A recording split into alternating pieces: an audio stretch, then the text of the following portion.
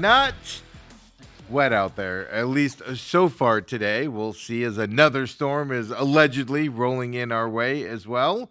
I'm your humble host here on the main event, Stephen McCollum, and you know him as 17-year NFL veteran, 3-time Super Bowl champion for your Dallas Cowboys, and he's looking forward to his Friday night Brophy Chandler playoff call tonight. Woo-wee! Dale Hellestrae's here, everybody. Second trek to Chandler, by the way, folks. Back-to-back games, took a week off. Now I got to pack up the car and the family and head back down to God's promised land. You cooking, making some sandwiches for the trip? Oh my goodness, Steve! It was a nice morning drive in today. Yeah. There were some clouds on the horizon, so the sun wasn't shining in my eyes. Lots of clouds out my way, but yeah, you don't have that sun coming up and blinding you. Yes. No traffic Friday. That's what I'm noting it now. No traffic Friday. Yeah, but Mondays and Fridays, the traffic is dramatically dipped. Yeah. And with the rain the last couple of days, it's been awful for me to get in here. It's taking me hour and a half, hour and 10 minutes to get here. Like, there was like, I think it was yesterday where I was like, I don't even know if I'm going to make it on time. Well, the thing is, it's like people, when they see rain here, there's some people who go, oh, that's a license to go 90. Yeah. Right. And then other people go, oh, my gosh, and my tires might slip, I'm going to go 30. Well, the problem is all the accidents. Yeah. You know, yesterday on that North 202, there was a couple, so I had to take US 60. That gets backed up. There's a couple accidents there, and it's just like, oh, my God, people. Like, learn to drive. Give yourself some space. But at the same time, I'm sitting there driving. And some idiot, some person's going Mach 30, swerving in and out of traffic, and you can't see 3 feet in front of you because they're late for work. They're going, oh, it's only rain, people. Get out of my way, Steve. I just get out of the way, man. You go do you, buddy, is what I always say. Yeah, you don't flip them off. No, I don't care on that. Unless they're doing something stupid like honking or, being obnoxious, then I have a little fun with them. But they're just driving fast. Let me move over for you. You go right ahead. Then number 2, then I casually speed up because they'll get the cop before I will. So that's how I play the game there, Dale, as well. So Football Friday, Lou joins us 9 o'clock today. UFC Dubai this week. I'm sorry, Qatar, not Dubai. Qatar. Ugh, I've just insulted half of the Middle East right there. But comes up 11 a.m. Main card this weekend here on ESPN Plus. 3 more fights before it moves over to Paramount at the start of next year. And no more pay-per-views. Paramount, do you have to pay to get Paramount? Yeah, you do, yeah. And they just announced a pay increase as well. Oh, did they? Yeah. Yeah, you're going to have to pay more for Paramount. So people who don't care about the fighting game, but just like the movies or whatever else is on Paramount, they have to pay more? Yes. Okay. Yeah, everything's going up out there in the world. Paramount has great, they have the old... At one time, I rewatched the whole series of Cheers one time on Paramount. Okay. They have all those old shows, Love Boat, Brady Bunch. Some of my favorites. Yeah, Magnum PI, the original Magnum PI. They have all that stuff on there. It's fantastic. I went back for a while there, and I was binge watching all that. Like, I started at the first season and just started. I watched the Brady Bunch from the beginning again. What a stupid show that was. Yeah, you think back on it. So I remember Love Boat every week because obviously it came out once a week, but you always kind of waited to see who the guest was. The star was going to be. Yeah, who the guest was. That was the big thing about the Captain Steuben and then the guest. And I used to have a little crush on Julie. Every time the Love Boat came on, you'd hear the theme song, The Love Boat. And then my parents would slightly turn the TV to the side so we couldn't see it. Why is that? Adult themes there, Dale. Same thing with Married with Children when I was younger. Well, now, Married with Children was a little more risque. Love it. I absolutely love it. So Paramount's great for that. That's worth the price just for that stuff. Remember when it first came out, hey, pull the plug or whatever that was, get off a cable. It's cheaper just to get. Yeah, I was one of the first to do it. I was like, I'm tired of spending $200 a month on freaking cable, and you only watch like Then at that time, I was only watching like 3 shows. And then I was recording them, not even watching them live. Right. So I'm like, what am I spending money on right now? And now you pull the plug and you have to pay for everything. I'm spending probably more now. Yeah, you probably, if you sat down and actually added up what you pay. Well, especially now because I have to buy ESPN Unlimited for the WWE stuff. Okay. As well, I got to see Cam Scatterbo on WWE. Oh. Boy, he's catching some heat, isn't he? You see that? I retweeted it this morning. You see that Outkick loser? Yeah, do you just have to become a giant loser to be on Outkick nowadays? That guy was just ripping Cam. If I was the Giants, I'd be Cam. Call your lawyer, ripping up the contract. You're putting yourself in danger. And I'm just like, well, I'm watching it.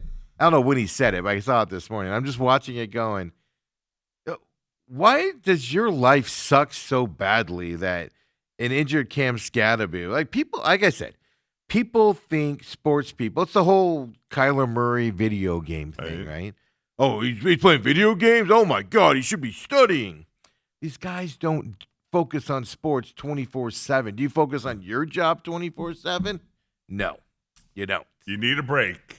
And especially if you're on injured reserve and you're out for the season. That's the thing. And there's nothing he can do but just rehab the leg. And it takes time. Again, I'm sure he's going in and getting his workouts in during the day, and you can still lift up the body, things like that. But come on, man. I know. It is ridiculous. His rant is I'd rip up that contract. Who does he think he is? He got a few yards for the Giants, and he's not even that good. Like, he was saying all of that garbage.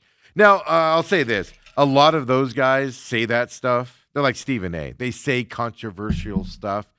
Because then you respond to it, and all of that stuff and things to that effect. And look, Stephen A's made a lot of money on it. I choose not to do that with my media career. I tend to when I say something, I generally either believe it or I'm having fun with something.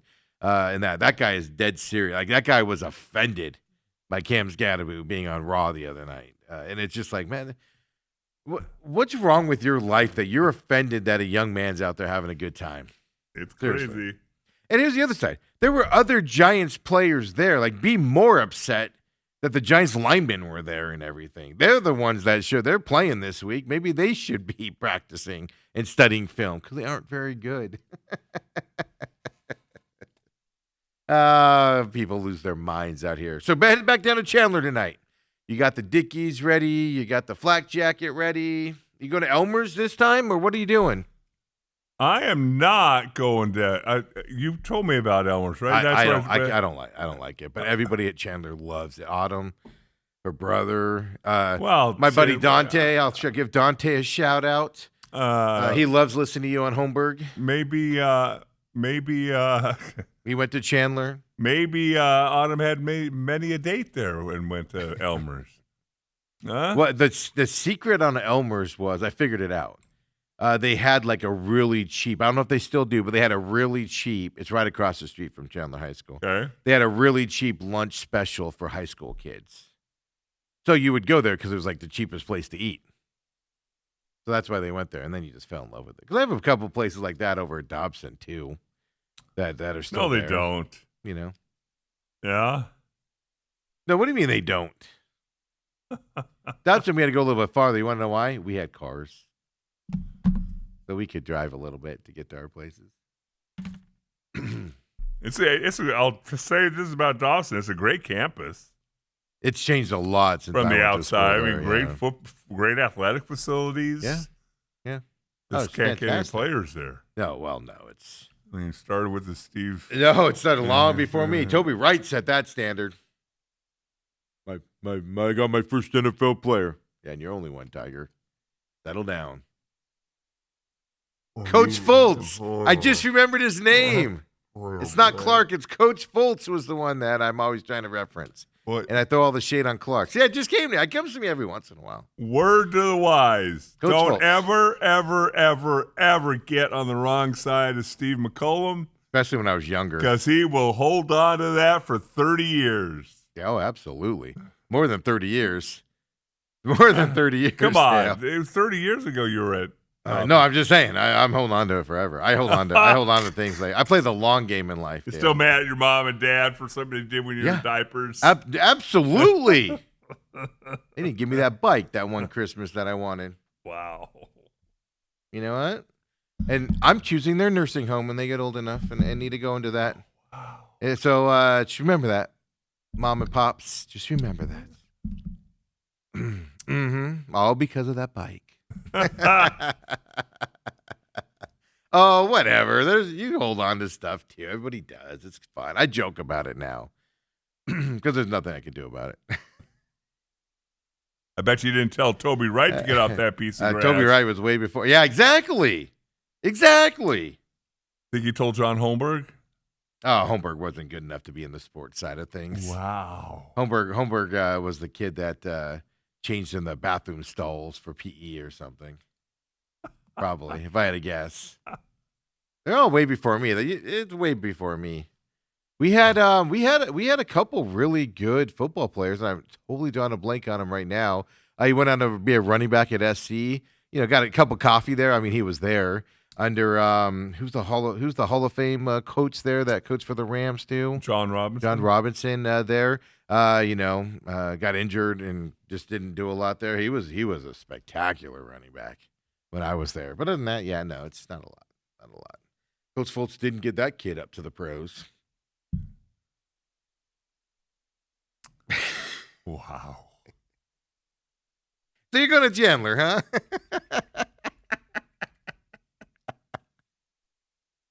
What time you have to be there? Are you leaving early? Are you Yeah, they want me there early, and I'm kind of fighting it. I guess I'm going to have a telestrator tonight. So, producers always get all freaked out. Oh, you got to learn how to use the telestrator. You got to press the draw button. I said, circle your stuff, hit the play thing, circle your more stuff.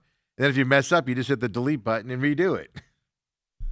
It's kind of funny because when we did high school games for Cox for a long time, we used to have one. Yeah. And they finally started putting the Helistrator because I really like to use the Helistrator. You like Madden? Boom! Yeah. Boom! Yeah. Well, I think it is really good when it comes to showing blocking schemes. No, I don't disagree. Linemen. Because if you just put it up on because we've toyed with that here, and then the NFL throws a fit if you use their films, so we have to be careful on that. But no, I agree, because if you just throw it up, then you're kind of having to describe it, and then people don't always understand what a right guard is or a left tackle is. But you circle it, and you go, okay, that's the guy I'm watching. I agree with that 100%. Yeah. So, bro, look at that. You're gonna see oh my God, Devin Fitzgerald. I hate it when people go, Larry Fitzgerald's kid. It bothers me, man. Don't do that tonight. Don't do that. Just and if your partner does it, the play-by-play guy, give him a shout out. I forgot his name right now. I was gonna say Chris Rose, but that's not his name. Chris Rose. I don't know why I went to Chris Rose. What is his name? Oh my God, Devin. That's embarrassing. Devin. But don't go. Oh, Kyle Vanderbosch's kid. Oh, Larry Fitzgerald's kids out there. And they have names. They're making their own way in life. And the quarterback from Philadelphia. McNabb. Yeah, his. Don't be all. You can reference it that he is. This is Larry Fitzgerald's son. But then I've heard this. I've heard it throughout the year. You don't even know his first name because he's Larry Fitzgerald's kid. Larry Fitzgerald kid goes up for the catch, and it's like, stop it. Look at the route. McNabb's son ran. He looks just like his dad on that route right there. It's like, stop it. They're his own players. They're by themselves. We don't do that for Marvin Harrison, do we? Oh, that route looked just like. Oh, that looks nothing like his dad. There, his dad catches footballs. Mm-hmm. You don't do that during the broadcast, so just don't do that tonight. Is this a CW game or what? This is a CW game. Yes. Nice. So those of you that get CW, you can tune in on that as well tonight. And then next week I have the 5A Open quarterfinal. Well, the 5A? An open quarterfinal. You don't know who's playing in that. It's 6A, right? Right. But you don't know who's playing in that yet because it depends who wins this weekend. Correct. As that's underway as well. Scottsdale Christian Academy, Saturday night, 6 p.m., ALA North Mesa. We'll be there. We've got the schedule all set here. So we'll be reporting from out there and everything. As much as we can as peons on the stands, Dale. Peons in the stands. You don't walk up to the AA people and go, do you know who I am? No, I never do that. Mike doesn't put me on the list, so no. Wow. Jeez. Like I said, I don't mind. It'll be fun watching it as a fan in the stands and not have that interactions and stuff to that effect with Wilcox as well. 70% chance of rain on Saturday, Steve. I know. Are you going there, rain or shine? Yeah, I'm going to be there, rain or shine. Here's the nice thing. I hate people that take umbrellas to like college games and stuff like that. I hate it because it deflects the people. The nice thing about this round is the stands are bigger because these are bigger schools. So the stands are bigger. So if you take an umbrella, you can sit away from other people. You know what I mean? Or they can sit away from you, so you're not blocking their view. So no, we're going. I'm prepared. I'm prepared to sit in the rain. You got your poncho? No, I'm not wearing a poncho. And it says here at 6 p.m. there's a 30% chance of rain, goes to 40% at 7. Yep. No, I'm fully prepared. Fully prepared to be in the rain tomorrow night. It's gonna be in the 50s. Yeah. Oh, I'm wearing a jacket. I had to go. I went to this dance thing last night over there at Desert Ridge for my bonus child, my favorite bonus child out there. Okay. I'm getting a fight with the other ones. And I put a jacket on to go down there. And I was just walking from my car inside, and then outside you have to hang out while they all, does pictures and all that. And I put on like a nice thick ASU jacket. Thank God I did. It got chilly quick out there. Yeah. So no, I'll be bundled up. I'll be wussy. All I gotta say is you better win. If I'm going through all of this, you better win. Wow. That's the trade-off. Wow. It'll be interesting to see Wilcox. Obviously, nobody down here in the Valley has got to I haven't see seen him all year. Yeah. Here's the thing. Yeah, I mean, everybody paid attention to St. John's, Parker, in terms of out-of-state teams, those are the ones that got a lot of the attention here. So Wilcox, even Benson last week, you just don't know anything about. Right. Yeah. And I know the town of Wilcox, down there in southern Arizona, and I'm going to say rough and tumble town. I don't mean that negatively, but it's probably, I'm betting a lot of their kids are going to be bigger. Let's put it that way. They're going to be big. That's why they run the ball a lot. It'll be fun to see. Right. To see tomorrow night. I'm looking forward to it. Playoff football. It's exciting. Well, semifinal football. Yeah, well, at this level, absolutely. Yeah. So it'll be fun to see that tonight and everything, or tomorrow night as well. So, and then we'll see what happens after that. There's some good football games this weekend in college side of it. But first, Dale, I want to get your thoughts here as we get into college football and football first hour here with Lou joining us coming up at 9 o'clock as well. I haven't heard from him. I'm assuming he got back from Vegas with all the rain. Vegas is flooding, I saw the last couple of days. Really?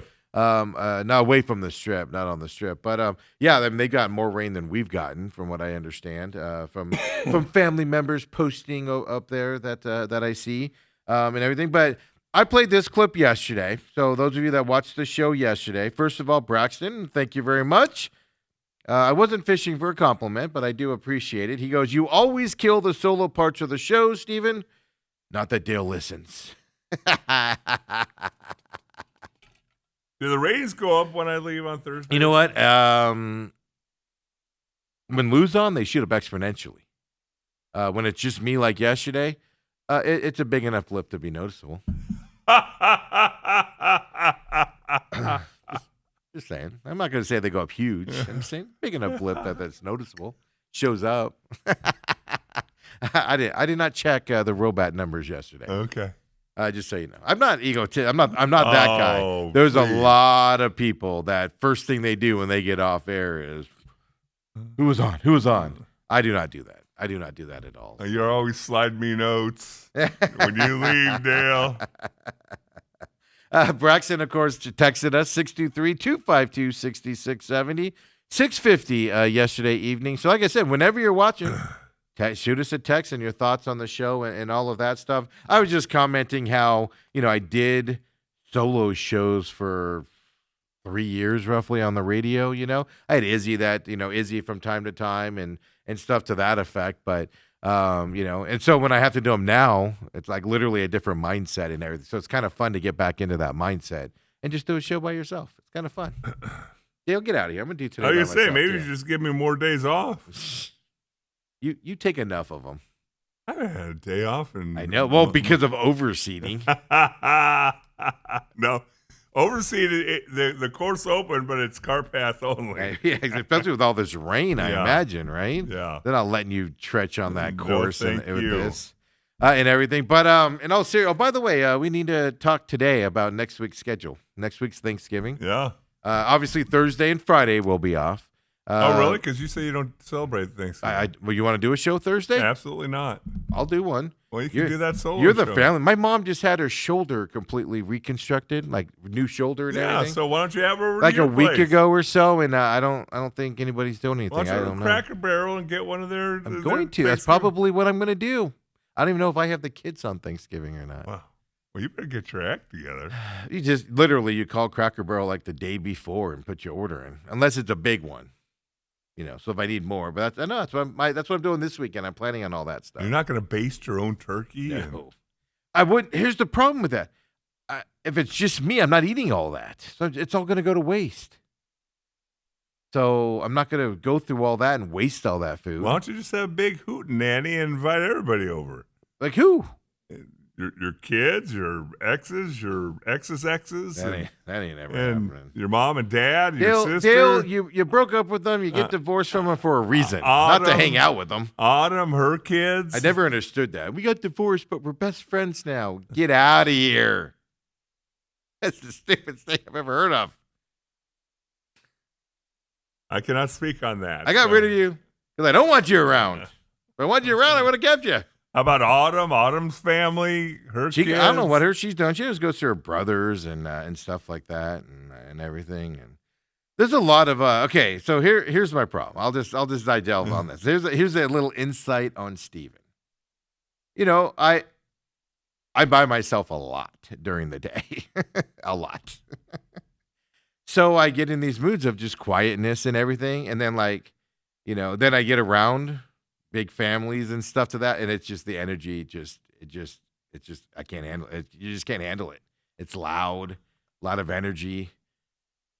You have to get in the right mindset to do it. And I'm very protective of that. Why don't you invite me over, Dale? If it's just me. Oh God. Well, because you don't know. You could still invite me. No, because I don't know. Yeah, exactly. That's what I'm getting at. You're just going to show up wherever they tell you to show up at. Kendall or Hillary's going to be like, we're coming over here. And you're going to be like, okay. I think we actually are hosting at our house. I'll be there. I'll be there. We try and roll it around a little bit. So. It's like, it's just, there's just some times, man, where you're just in the, I'm quiet mode and you get around big, and it's just like, oh, this is overwhelming. I do the same thing with my family, by the way, too. Like when all the nephews and nieces come over, and I'm just sitting there like, this is a lot. This is a lot for me to handle right now. Well, you certainly put on a good show when you're over at our house that one time. I could fake it well. I could fake it good. Won't leave. Last one there. What are you talking about? My best buddy wouldn't let me leave. Get out of here, Scott. Steve. I impressed him just because first thing I said to him was, oh, Sacramento State, huh? It's Cam Scatterboo, huh? And he was all like, this was before Cam was Cam Scatterboo. Right. I think that's what impressed him. He was like, oh, this I kid think did he's in their research Hall about of me. Fame, John is. He's in Sacramento State's Hall of Yeah. Fame. Yeah. Are you in SMU's Hall of Fame? No, and I don't know why not. I made the all century team. Yeah, no, you're up there. Why are you not? They are inducting somebody who I was better than. I'm gonna say, here comes. Dale's gonna be pissed. Screw you, SMU. Was he in your class? Screw. I played with him. That's what I mean. Now I'm forgetting his name, but I remember looking at the name going, he's going in the Hall of Fame. I was like me on draft day, watching all these days that I played in All-Star games and going, he got drafted before me? That's got to be the worst thing ever. Oh. That guy? He sucked. I played over him. Only time he got in was when I got hurt. Wow. Mm-hmm. But I played this clip yesterday. We're going to play it again here because I do have some serious thoughts here for Dale. I came to a conclusion with this. I set it up. It was a big 5 minutes yesterday. But here's Kenny Dillingham a couple days ago on the Sam Levitt situation as he's getting ready for this game against Colorado. Here's Kenny Dillingham again on Levitt. Yeah, I really don't listen to the outside noise. I just focus on us and our program and what we're doing here. That's kind of my focus with everything. So I'm just focused on, like I said, I thought we had our best Tuesday and Wednesday this week. I'm fired up about it. I'm excited to see if we can go play a 60-minute football game. Are you going to say anything about Sam Levitt? I'm focused on Colorado and trying to play our best football game we can possibly play this Saturday. This team still has so much to play for. We're in the hunt. It's November, and we're playing meaningful football with 2 games left. Through all the adversity this team has faced, like, our games matter with 2 games left. There's not many teams who take the field and their games matter with 2 games left. We're one of those teams. I'm focused on that. No, we're focused on us. Our team, there's so many distractions out there in the world nowadays. We're so focused on us. Like I said, I thought we had our best Tuesday and Wednesday practice all camp. Oh yeah, he's doing great. I mean, on the road to recovery. We've had lots of conversations. I mean, Sam's my guy. I have a great relationship with Sam. Everything I've ever said about him is absolutely true. Yeah, I really don't listen to the outside noise. I just focus on. Have a little bit of fun with everybody. Is he trying to convince us or himself with how many times he said that? My conclusion from this, and I set it up yesterday in a 5-minute clip out there, Dale, remember when Sam Levitt got hurt? Yeah. And he literally mocked the fans and the people that were saying he got hurt playing basketball. Yep. And then he was like, "Oh, he's coming back this week. I can't wait to see what the people's speculation is online." Then he paid a lot of attention to the noise when Sam Levitt was hurt, didn't he? And now Sam Levitt's hurt. Sam Levitt, the speculation is he's shopping around to leave. And all of a sudden, Dale, you want to? Oh, we're focused on Colorado. Ignore all that noise. I've come to the conclusion Sam Levitt's leaving this program, and he knows it. Because he was so defendant of him earlier and was mocking the fan base that said he got hurt. He was running around at TCU left and right like nothing was wrong. And then, boom, all of a sudden, oh, he's hurt after a bye week. And he literally sat there and mocked people going, "I can't wait to see the speculation, and people like to talk on social media." And now, hey, Sam Levitt might leave. What are your thoughts? Guys, I'm not focusing on that. No. Well, a couple ways to look at it. You can look at it that way. You can also look at it as during that bye week when it was the loudest noise, or when I guess they came back. It was after. It was leading up to the game after the bye week because he was practicing Tuesday. He was practicing because we showed the video where he was grimacing and stuff like that. Effect, yeah. The thing about it then was the fact that he was coming back. It was just a matter of when. He knows he's not coming back this season for sure. Mm-hmm. And I would bet a good amount of money that going into this season, the entire coaching staff figured this was Sam's last year. We talked about that the other day. Not because not he was the gonna, way they're because he was going to go pro, right? Not because he he was was going to go into transfer. Yeah. I just find it interesting, Dale. And I get it. He's out for the season. You don't talk about injured players. But this is a big situation, right? This is a big deal. And you could just say a blurb, at the end he finally did. "Oh, Sam's my guy. I talked to him all the time, blah, blah." You could just simply go, "Oh, man, Sam Levitt, we're looking forward to his recovery. We're looking forward to helping him, whatever he wants to do. We work with him on that. We work with all of our players on that. We support all of our Sun Devils, and we look forward to that process here after the season." Boom, and you shut it down and move on. To sit there and constantly go, "Oh, I'm looking forward to Colorado. I'm looking forward to Colorado. I'm looking forward to Colorado." He knows Sam Levitt. Are you turning against Dillingham? No. I'm just saying. I'm a big, read into things kind of a deal. Yeah. I'm just saying. Sam Levitt's leaving. Brace yourself. Sam Levitt's leaving. And he knows it. That's the conclusion I'm coming to. Because why would if there's a question on Sam Levitt leaving or not? Don't you hype him up in that? Don't you start recruiting him through the media a little bit, Dale? Don't you say it publicly? Man, Sam Levitt's part of this team. We can't wait for him to get healthy and be back next year. This team's going to be great with him back here as quarterback again. He's got decisions to make for his own future. We look forward to working with him. You can start the recruiting process there. What did he do instead? Shut it down. Didn't he want to talk about it, Dale? He's got 2 games left, though. Well, there'll be plenty of time.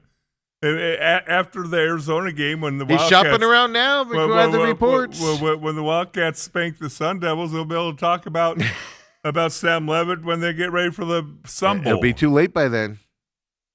The transfer portal doesn't open till January. No, but there's back channel talks going on, buddy. No, it's just I found it interesting. Is all I'm saying, and I came to the conclusion they at least know he's shopping around, and unless. I just believe ASU has been convinced since the start of the season that this is Sam Levitt's last year here. Mainly because they thought he was going to be good enough to go right. pro. Well, yeah, I think they planned accordingly. Yeah, and so that's my point, is they have a game plan. They've been enacting a game plan all season long, and it's up to Sam Levitt now. You can't keep Sam Levitt knows he's wanted here and stuff to that effect. Yeah.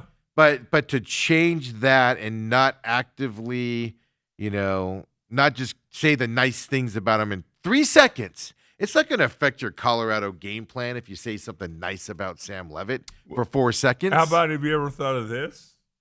Has that 5-star dude from New Mexico been lighting it up in practice so much that they're kind of I have thought hoping about that Sam Levitt goes? No, this is my point.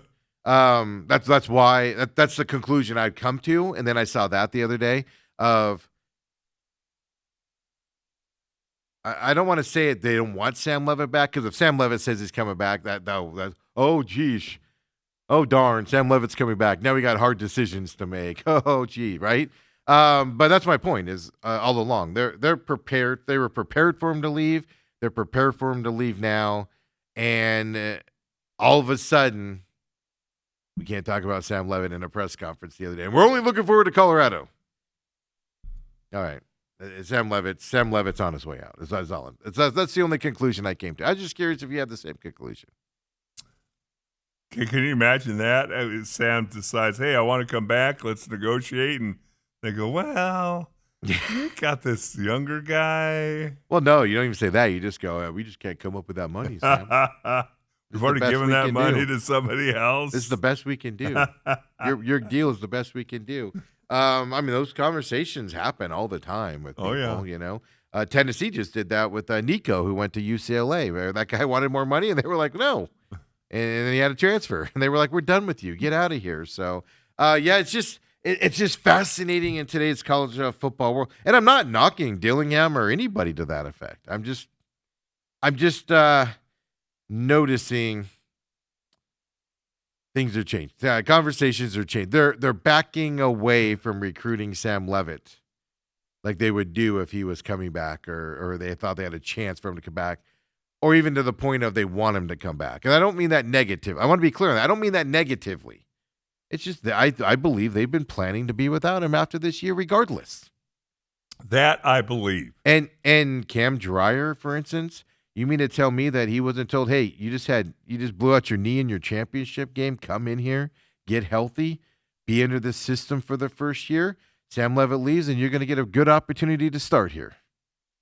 So he came here probably with that type of a talk as well, so he's expecting that coming up. Right. So do you go that route and bring somebody back for another year, and then you might lose a younger kid that you're high on? Well, that's what I'm going to say. All of a sudden, if Sam comes back, is this kid going to go somewhere else? I mean, these are the dilemmas of college football today. These are the choices you have to make. It's interesting. Will this thing evolve to a point where it is like the NFL, to where know what? It's going to. We think that you are so good, we're going to sign you to a 3-year deal. Yeah. And you can't go anywhere else. Will it ever evolve to that point? It's going to. It's absolutely going to.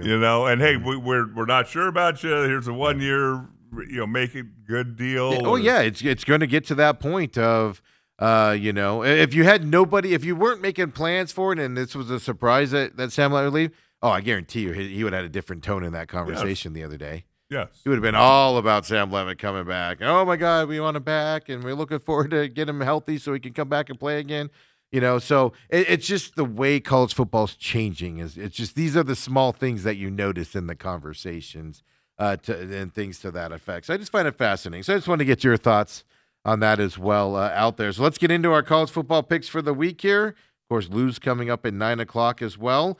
22nd ranked Missouri plays 8th ranked Oklahoma this weekend in Oklahoma there. Norman, Oklahoma. What a beautiful, desolate desert place. Hey, Norman itself, the campus is pretty. Oh, yeah. Well, Arizona's the same thing. Their campus is pretty. Yeah. The problem is what's around it.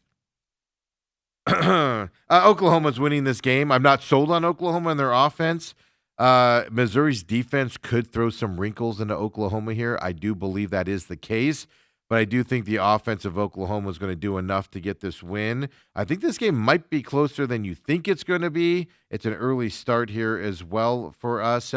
Oklahoma's 6.5-point favorites going into this game. And I think they easily win this game. But it's going to be like a 7-10 point game. I don't think it's going to be a massive blowout. Oh, but it's a 7-point game, then they don't win the game easily. The difference is the Oklahoma offense. I know I said easily after I said I think Oklahoma can do this. I think Oklahoma's defense is better than I thought. And Yes. they're more physical than I can remember Oklahoma being in recent years, so give me Oklahoma. Yeah, and that's the thing, right? Oklahoma's physicality's there, which Yeah. they've been a soft team the last few years. Them and Texas kind of remind me of each other, but Oklahoma's definitely intensified a little bit. We're going to go through all the SEC schools this week, Dale, and pick their games because they have some big matchups, like Texas A&M's playing Samford.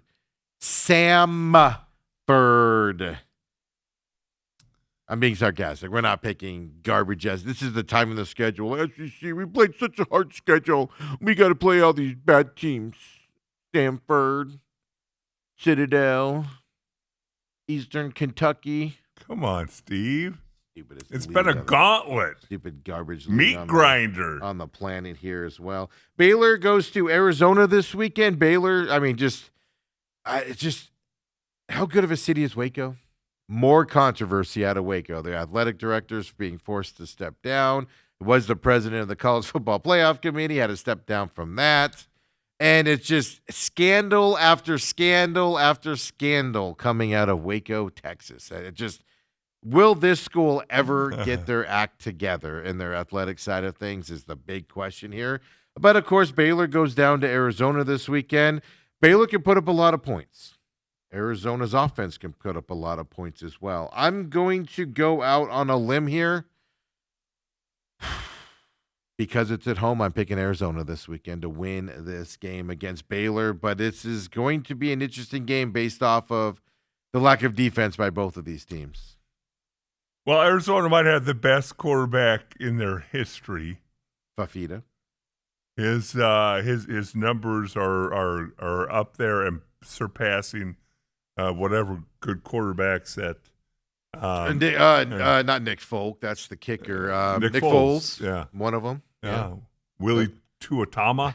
He had a lot of passing yards. Yes, he did. And I think Arizona's for real. I think that they're an double overtime loss to BYU away from being right in the thick of these things.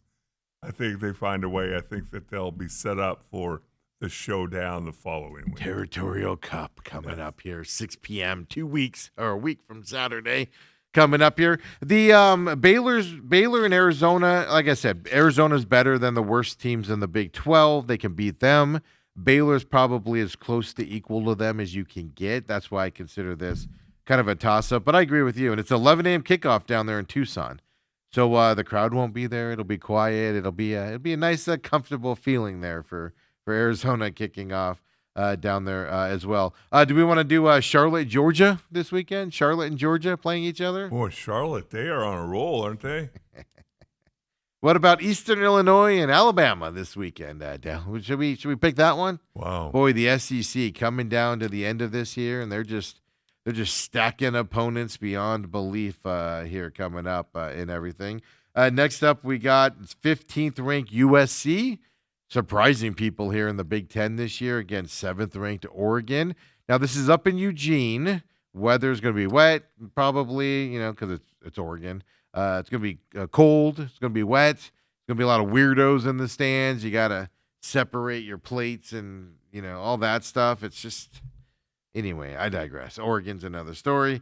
Here, I got Oregon beating USC this weekend. I do not see an upset happening up there in Eugene. Yeah, USC, I think, surprises some people, as you said, but having to go play up at Austin Stadium, maybe one of the loudest venues for holding 60,000 people there is in the land. They're right on top of you. Yeah, they're right on top of you when they're up there and do that. So the other game, that's pretty much the ranked games. We're going to talk about ASU in just a minute here as well. But I've struggled to pick the fifth game this weekend here, Dale. Is there any game that catches your eye? Louisville, SMU this weekend? That was shaping up to be a big matchup till Louisville lost a couple weeks ago and everything. That game's out there. You got Washington, UCLA, both unranked there. I mean, Jed Fish, he could be playing down in Southern California coaching. He could be the next coach of you at UCLA if you want to listen to those rumors out there as well. Do you have a game that you want to pick? Obviously, don't pick ASU Colorado because that's going to be one of our games there.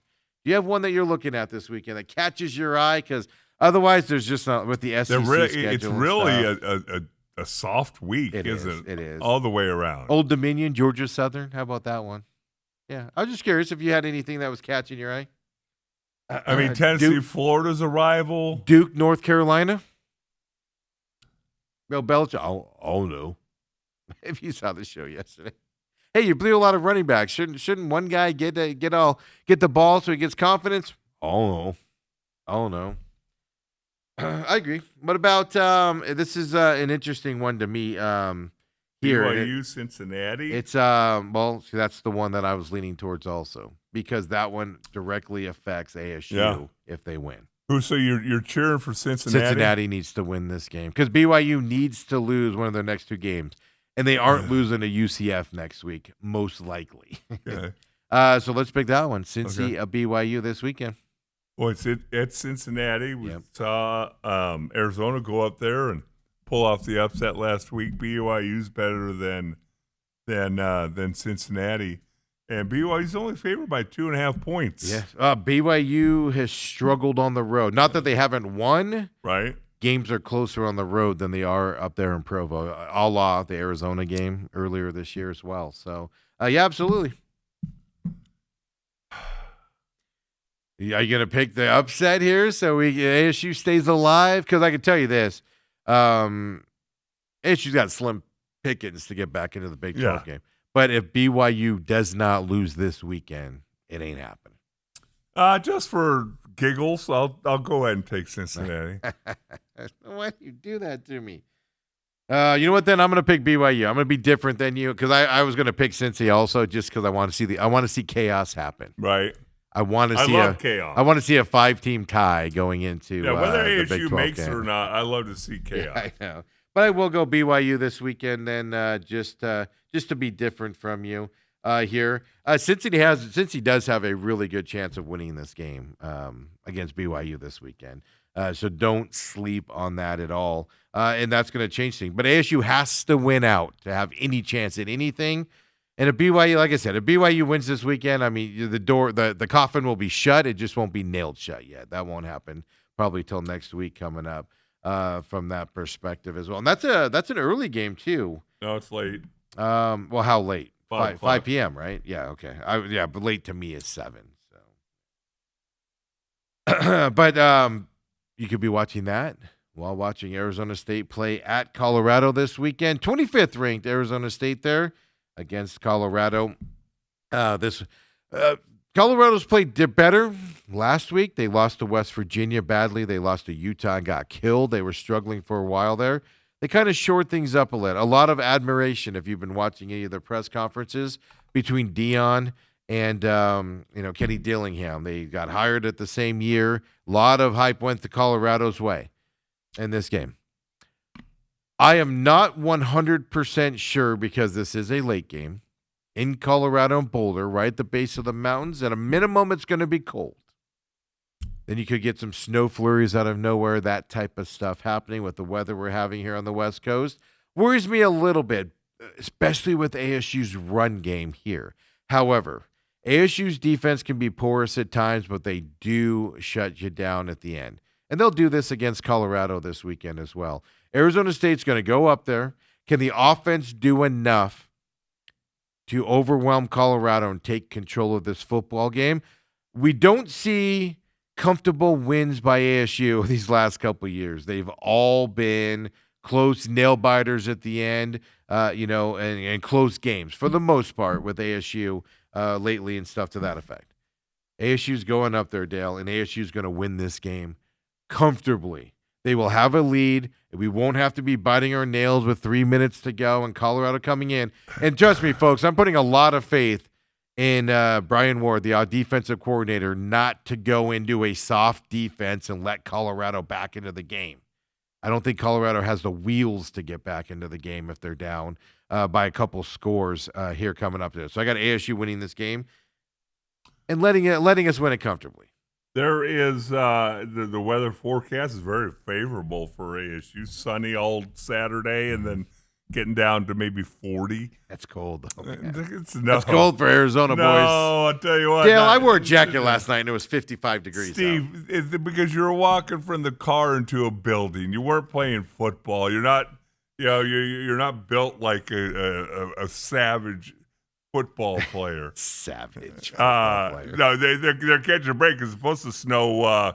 I think today and then Sunday, but tomorrow looks nice. Isn't that weird how it's skipping them? Yeah. Okay. It's sun shining on ASU and Kenny Dillingham.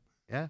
I don't see any way Colorado wins this game unless ASU just comes out and plays a complete stinker. That's the worry, isn't it? There's a possibility that happens. But I think at this point in the season, again, when you start seeing the end of the road coming, and it's just right around the corner, I don't think they're looking ahead to Arizona next week.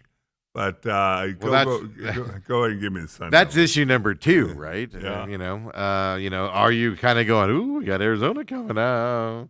I agree with you. I don't think on that side either. The question next week will be, though, if BYU wins this weekend and pretty much shuts the door on ASU going to that U of A game, you could say it's a rivalry. It's a rivalry game for us fans.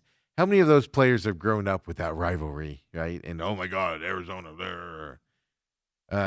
Could there be a letdown? That's all I'm saying. There'll be a question mark here for what they call hate week out there. We'll talk more about next week as well. So commercial-free first hour here with Lou coming up, Dale.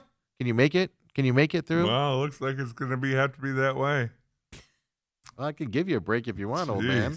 Well, I mean, the breaks last 10 seconds. Do you have to stand up or something? Like, what's going on here?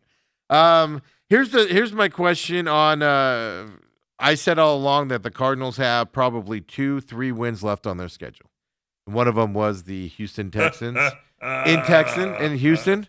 I just want to make this simple point. We've been comparing the difference between between the Niners and Cardinals, and how the Niners, all same injuries, same skill positions, and continue to win. Cardinals lose, make the injuries the excuses.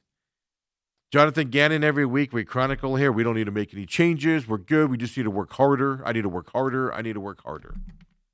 DeMeco Ryan, 4 weeks ago, goes, man, I suck at this defensive play calling. And just remember, he was hired in Houston because he was a dynamic defensive play caller in San Francisco. And he was like, I suck at this. I'm handing these duties off to my coordinator. The coordinator now is a coaching hire possibility this year. Best defense in the NFL over the last 4 or 5 weeks, folks. Again, for the love of God, Jonathan Gannon, make some friggin' changes. Please. I digress.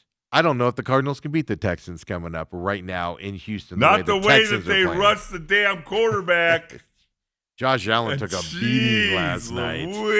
Yes, took a beating last night as well. I've been worried about the Bills for a while. They're 7-4 now.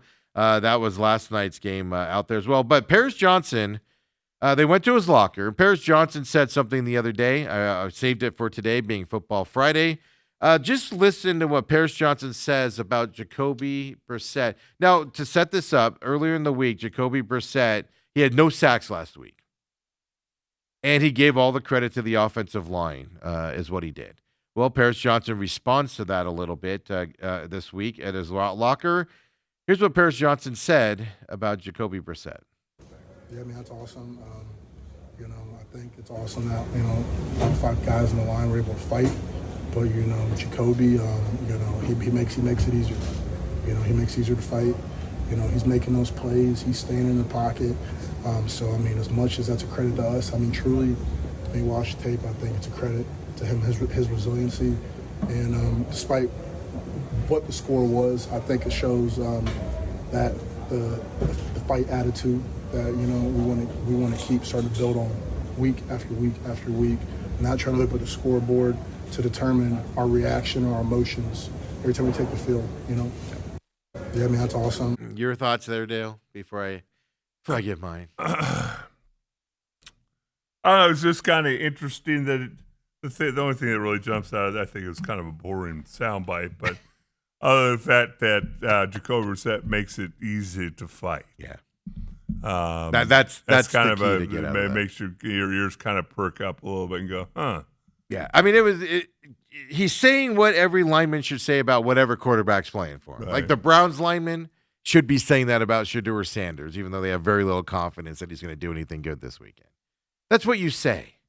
But he used choice words to make it sound like it's a joy to play football again with Jacoby back there. Yeah.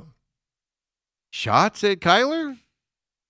Well, for those of you like Steve who love to take words, twist them, put them in the twisting grinder. them. I take them on face value, man. It's kind of curious because I don't think I heard him say that playing with Kyler makes you want to fight. No, well, this is my point. Go back in your memory bank because we don't remember everything, but we played a lot of clips of linemen defending Kyler and stuff to that effect over the years and everything. You've never heard anybody talk like that about Kyler. Right. It's always great escapability. We got to be ready to play. It's generic talk. When you start saying his tenacity makes you want to fight hard for him, stuff, nobody's ever said that about Kyler that I can remember. It's just fascinating, to hear those words. I'll just put it that way. Right. You don't even have to read between the lines on that one. He's saying he enjoys playing with Jacoby Brissett and blocking for Jacoby Brissett because he appreciates the way he plays and the way that he handles the football game back there. But And that's a big deal for quarterbacks. But what you said was also that's the quarterback he has right now. Does he say the same Yes. thing about Yes. Kyler if Kyler was starting He has on not, Sunday? is my point. Right. He has not said, oh, my Kyler makes it so easy to fight and make the blocks out there. That was anything else in that clip, we wouldn't even have paid attention to it. That line right there, even the person that just listens to stuff and doesn't pay attention to the meanings and stuff to that effect or try to figure out the meanings, heard that and went, okay then. All right. Because you have to admit, if you don't like your quarterback, you're a professional, but you can get a little extra from somebody you like there snapping the ball behind you and somebody you have faith in back there. You answer this question for me. Do linemen like it when their quarterbacks constantly blow up the play to run? Well, it's obviously much more difficult to pass block. That's what I'm getting if at. you don't man. know where he's going to be. That's at. what I'm getting at. If you don't know if you're expecting him to be in the pocket, Yeah. 2 seconds after he gets the ball, he's scrambling outside. Makes it harder. I'm not going to say you don't like it, but it makes it harder. Yeah. When you know your quarterback's going to sit in there, and if you mess up, you know your quarterback's still going to deliver the ball, and you got to help him up. I just think that, and I'm not a lineman, never have been, like tight end, but that was it. Back in the great Dobson high school days. But I would think that would make it more fun to block for somebody Right. in that situation. So Robert says, hasn't Dillingham always said if you don't want to be here, good luck going forward? Yes. And I think I'm just reading between the lines here. I'm coming to a conclusion based off of the different comments over this year. Hey, you want to go shop around? Go shop around. We'd love to have you back, but go shop around. We'll be here to support I you. have a feeling he'll address that after the Arizona game. And then Robert also says, baste your own turkey. Would be fun to watch Helly look at the oven and ask, what are these knobs for? Are you kidding me? His oven doesn't have knobs. It got push buttons. Voice control, Steve. So my washer broke. My washer's broken. It needs a whole new computer board. So I have to go. I'm just have to get a new one now because it's going to cost too much to fix this one. I might as well get. And I got this washer when I moved into this house, 2007, and I paid a god awful amount for it because I got an upgraded one, so it lasts longer and take care of everything, right? And I was there. I was literally like at Lowe's just looking at models and everything out there. And the guy goes, "How smart do you want it to be?" And I go, "Not smarter than me." We don't have those, son. They have washers that send alerts to your phone. Mm-hmm. You can control it through your phone. And this guy's telling me this, and I'm like, I want none of that. I want the stupidest washer you have. I want, when I talk to it, it responds and just stares at me funny when I put clothes in it. Like, what do you want me to do right now? You wanted to look at you like, man, this guy's a Rhodes Scholar. Not, this guy went to Dobson High. Who gets a washer so when you're downstairs or down the road, you can start it and Yeah. stuff? That's what timer delays are for on the thing. That's all you need. Oh, Lordy out there. Don't forget, text us 623-252-6670 as well, at TME Sports Show as well. Dale, let's rumble through some NFL picks here as Lou is coming up on us here. Steelers at Bears this weekend. Bears are on a roll. We don't know Aaron Rodgers' status here with his left hand. I understand a quarterback has to catch a snap. I get it, and it would probably hurt really bad under center as well if you're snapping it into his arm. But I just find it hard to believe you're going to miss a game if you don't want to, if your off-throwing hand is badly hurt. I just find it hard to believe you'll miss a game unless you want to. You get my hint here. If you get my hint here. The only thing, and if by all accounts, he's trying to do everything he can to play. Yes. Yeah, I'm just saying he's trying to get out there, at least publicly. We know that. But if he sits out this game, it's either because we got to protect him for future games or Aaron Rodgers like, yeah, I need the week off. The only thing I can say is the other caveat is, can you injure it further? And the only reason I asked that is because I broke my thumb one time, and it was this bone right here. They called it a T fracture. And so I could cast it up, and I could have played with a broken thumb. But what they said was if the thumb got hit on the top like this thing would shatter, and they wouldn't be able to put it back together. Ooh. And so, therefore, you're not playing. And your career would be over. So right? all I'm saying is, if there's a chance that he could, okay, that's a good point. That would be the only thing. I think that he plays. I don't know how much it affects him. That's the next question. How does it affect you? It's in Chicago. Chicago's finding ways to win early. I think they're gaining confidence as they go along. Give me the Bears. Bears in this game. I'm going Bears also here. I think the Bears' confidence is going to carry them to probably 10 wins this year, 11 wins this year for your Chicago Bears coming up as well. So we both have the Bears there. Vikings-Packers this weekend. I have zero faith in the Packers that they are a well-coached team in terms of, playing up to the teams and stuff to that effect. I have zero. What's below zero? Confidence that J.J. McCarthy is a good quarterback right now in his career. I think he struggles most of the game, but if the Packers leave him in this, J.J. McCarthy can win a game late, regardless of how bad he plays in the first three quarters. I'm going to hold my nose here and pick the Packers in this game. We'll Is that see. because of your hate for Minnesota? No, J.J. McCarthy has not impressed me. Hey, what's impressed me about J.J. McCarthy is he can play bad for 3.5 quarters and then look like an all-pro for the last couple drives and win a game. Right. But other than that, I don't think at this point in his career that he's any good. He's just a young quarterback that's going to struggle out there. And that Packers defense is going to be something that's going to cause some problems for him out there. That's the reason why. It's not all about hate. And by the way, I hate you, Minnesota. Well, it's supposed to be decent weather, 50 degrees, Yeah. partly cloudy, no snow or rain. So I think that behooves Minnesota. But, boy, I just have no confidence. I think for one, maybe the first time that I know, a locker room got it wrong with J.J. McCarthy. Right. And I'm going to take Green Bay. Yeah, absolutely. Colts and Chiefs this weekend. I like this. 5-5. Colts are in have-to-win mode right now. The Chiefs are in have-to-win mode right now. And this is a home game. Colts have to go outside. That worries me if you're the Colts playing outside. But I believe they're going to hand the ball off to Jonathan Taylor Thomas, my buddy from Tool Time there. And they're going to do some dominant things there on that side. I firmly believe the Colts dynasty, unfortunately, is done right now. They're taking a beating in this. And I'm going to go with Colts in this game. Outdoors, I'm going to take the chance on the Colts. Well, I'm looking at it in Kansas City on Sunday. High of 62 degrees. 100% chance of rain today, but tomorrow and Sunday, sunny. I think that bodes well for Indianapolis. I thought that Buffalo, knowing where they are and they're behind New England and all that, would beat Houston last night. And maybe it's just time that these dynasties are.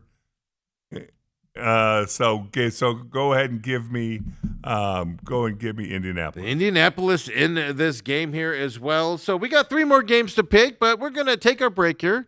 Come in and bring Lou in as well, and we'll talk about it. We'll get our picks here toward the end of the show as well. So we'll get that on there. We have Eagles, Cowboys, Jags, Cardinals, Bucks, and Rams coming up as well. So let's take our break, bring Lou in for the hour, and have some fun here, Dale. Come on back, folks.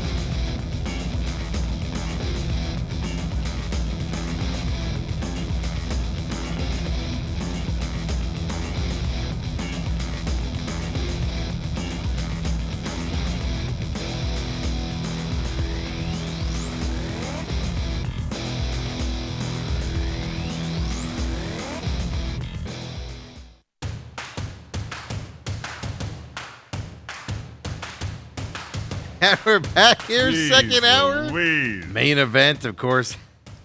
I'm your humble host, Stephen McCollum, and we got 17-year NFL veteran here, Dale Ellestrade as well. We'll get back to our picks here coming up. But, normally he joins us on Thursdays. Nice enough to come in and join us here on this Friday remotely as well. You know him as Uncle Lou, and he's here. We're going to talk some we're going to talk some UFC. We're going to talk some NFL talk as well out there. Lou, how you doing today? I'm doing super, guys. I hope Riley shared the email that I sent to Well, him. we were getting in our ear. Riley's like, Lou's ready to go. He said, tell these blowhards to shut up and let's go. That's what I said. How long these guys gonna go? I was gonna say give them the hook, but Riley's too young to understand what that means. I don't have an email. What do you mean you don't have an email? I don't have an email from you. Plus, are you clean shaven or thereabouts today? A little bit. Yeah. He's got a hot date tonight. Lou, how was Vegas? My trips to Vegas are always so good. I have to tell you. However, the drive up on Wednesday morning was harrowing because it was a torrential downpour in the desert, and there are some places where there's banked roads and road construction on top of it, and it was a very difficult drive getting up. Fortunately, coming back yesterday was just overcast. But the trips are always great in Vegas. I always get great networking and work done. But I'm happy to be back. It really is fun to be able to talk to you guys on Friday. Not only do Steve and I get you, Dale, but I get that extra day, both in the fights and in the NFL, to kind of check stuff out. So that's a benefit to the listeners, I hope. And as always, I want to say thanks for having me on. Well, tell everybody where they can find you, and your website, all that good stuff, like you always do. Right now in the NFL, you want to find me. Right now in the UFC, you want to hang me. I've had a couple of 2 straight off weeks in the UFC. The way to get to me, however, and have me address my shortcomings as well as the few successes, is at Gamblu.com, and there you'll find out everything about me. Mostly the top band with all the tabs shows you what sports I work, and you can look into those. Each one has its own meaning, designation, and specialty. I only work for sports, try to keep my focus narrow and to the point. The biggest and most important tab on the webpage is the San Xavier Mission tab on the far right, because I'm near and dear to the oldest mission in the United States, which happens to be in Arizona, just south of Tucson here. And the people at San Xavier Mission are doing awesome work down there. Everything you want to know about the mission and how to potentially contribute to them, if you were so inclined, can be found by scrolling down. There's a link directly to them. And Gamblu is an avid contributor to the mission. So Steve always lets me highlight that. And I thank you and Dale both for that. Absolutely. And it's important that you tell everybody where they can find you, because they can see you on the Visa Network as well, and a contributor there. It's because the fight this week is in Qatar coming up, and we get a lot of listeners that tune into the podcast and that stuff here from those areas when the fights happen in those areas. But before we get up ahead here, last week's fight, you said you had a tough week there last week, but we're down to 3 fights left here before the end of the fight card for this year. And then a little bit of a break you got this weekend there at Qatar. Then we got a break for Thanksgiving weekend, UFC 323 in Vegas, and then an Apex fight to wrap up this year before it moves to Paramount and that stuff as well. But last weekend, big numbered fight there, 322. I watched all the early prelims. I watched the prelims last week. I did not catch any of the main events. Obviously, the big one, the main event there, Madalina and Makhachev. In that fight, unanimous decision there for Makhachev. You were high on Makhachev last week. Any changes in your mindset on him at all? None whatsoever. Makhachev actually was a good result for us.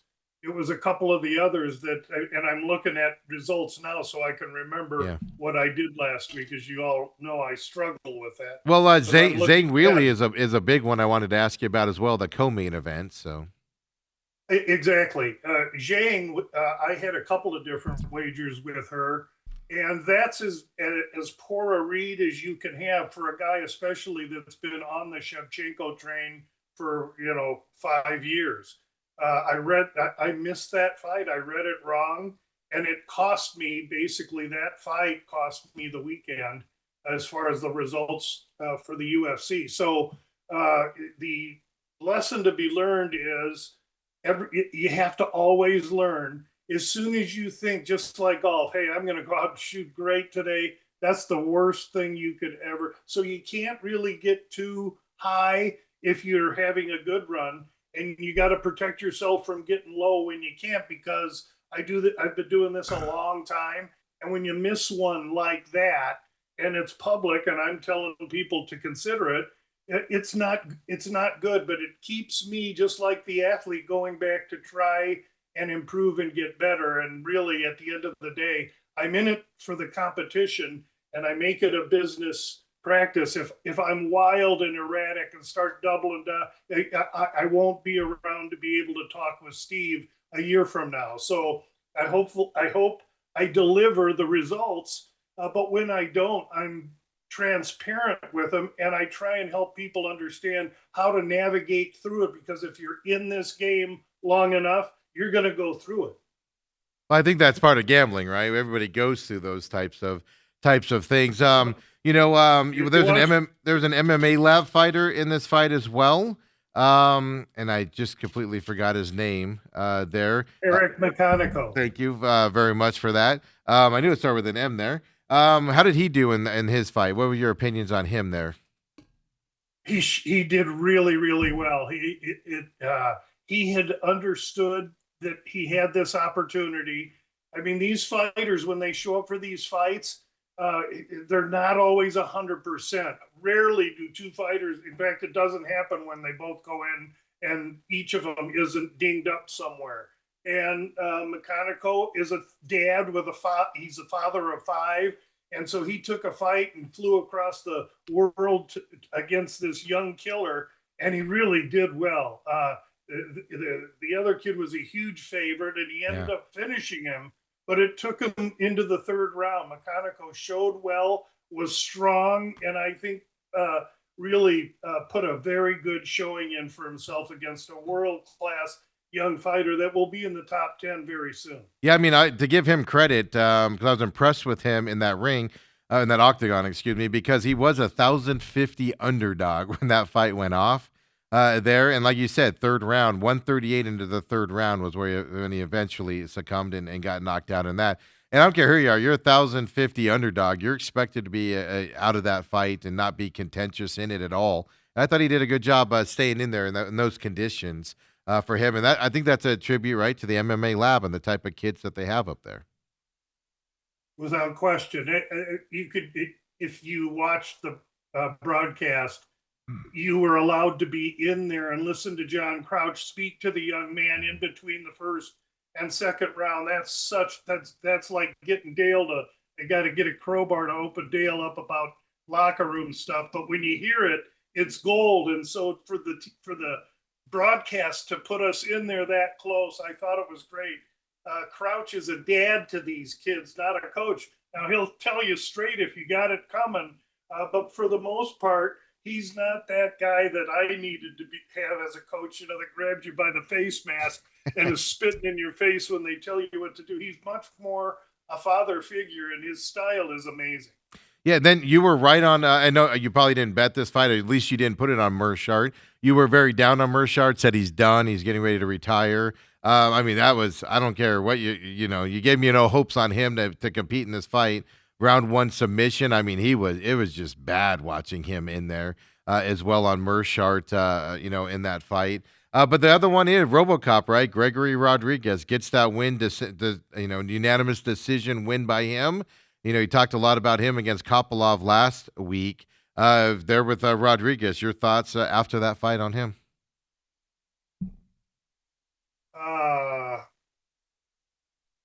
I thought RoboCop was going to struggle a little bit more with the Russian than he did. RoboCop showed me something. Boy, he can really shine at times, but sometimes his IQ can be a little bit off. I've never been a big believer in Kopylov, but RoboCop probably shows me something. The other guy I was high on was Brady, and he just got the brakes beat off of him. Yeah. Morales. Blanchfield and Sabatini were both good results for us because I parlayed them together. So really, at the end of the day, if I didn't get crazy with Zhang, I would have been okay. But 2 units on Zhang that take the rug out from under us. And you know what? You play a big boy game, and that's the deal. The good news is that Sunday of last week, I turned the page on that card, and I'm on to this one. And that's why it's so hard for me to remember that last week's card. Of course. Yeah. Dariush, though, and St. Denis, though, I have to ask you about this because Saint Denis being a Frenchman there, first round KO pretty much immediately there, where Saint Denis gets that win on Dariush there. I got to ask you about Dariush after that happening. Yeah, well, we said how chinny Yeah. he was, and Yeah. that he had to get this fight into the second round. And I even explained how Moicano wiped the floor with Benoit Saint Denis. I thought Dariush could do the same thing, and we were marching right up to release Dariush as a bet until he missed weight at the weigh-ins. Yeah. And that took me off of him, and he ended up not being a release. So, like today, I've watched the weigh-ins. They were last night, so I'm the privy of being able to share what final positions are. But that's why the Gamblu About Business podcast doesn't come out until Friday after weigh-ins, because I don't want to get beat by committing to Dariush early in the week, and then he misses weight or breaks a finger. Who knows what happens with these guys? I've been around too long to know anything can happen, and it did. And that kept me from Dariush. And I made a tweet that day, Dariush missing weight saved me money, and it did. Yeah, no, you put that out there, absolutely. Because I know last Thursday, you said he was live. You didn't commit to him or anything to that, but you said you were watching him and to pay attention to him leading up to that fight. So, and then that's how it changes, Excuse me. I like to lay hints out there. Today, I don't have to lay any hints out there. I don't see much in this week's card, but the few things that I see will be hard releases. So that'll be good for anyone interested, especially anyone in the area tuning in and are going to check out this podcast. And anyway, if you don't mind me digressing, man, I do want to thank all your people that listen and tune in to your show from remote areas. If they're tuning in to listen to our discussions, we're totally flattered. Thank you. No, absolutely. I mean, and it's funny too, because it's like Arizona, California, Nevada, Virginia, Illinois, and then on these weeks, like with Qatar, then it's like all these countries that God bless you. I'm not making fun of you, but it's countries that you never heard of. I'm a publicly educated kid, and I'm like, what's that? I'm clicking on it, going, what country is that right there? So it is fun. It opens it up a little bit, but it shows the reach of the UFC. Especially when these fights go into those areas. And it's when those fights are in those areas that they send. I'm not saying they don't watch it otherwise, but I've noticed a big trend there just with us. So I can imagine it's, the same with other people's stuff out there as well. So this week it's in Qatar. Go ahead. I think it also shows the depth. These people aren't just UFC fans. These people are gambling on the UFC. If they're listening to this, that's the only reason they're listening. Maybe there's a few that are picking up some knowledge just because they're fans, but not really. This is tailored to a gambler, and that's who you're getting. And it shows you that everywhere people bet on fights. And you know what?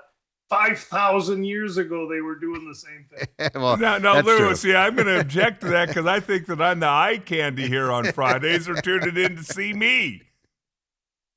Well, once they find out 3-time Super Bowl long snapper Dale Hellestray's on, then the tsunami wave of viewing does tune in, yes.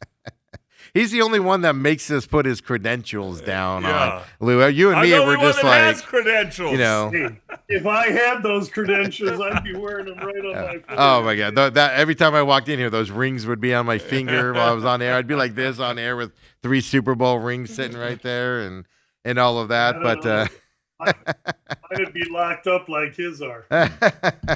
So this week in Qatar, so that means an early start time, 11 a.m.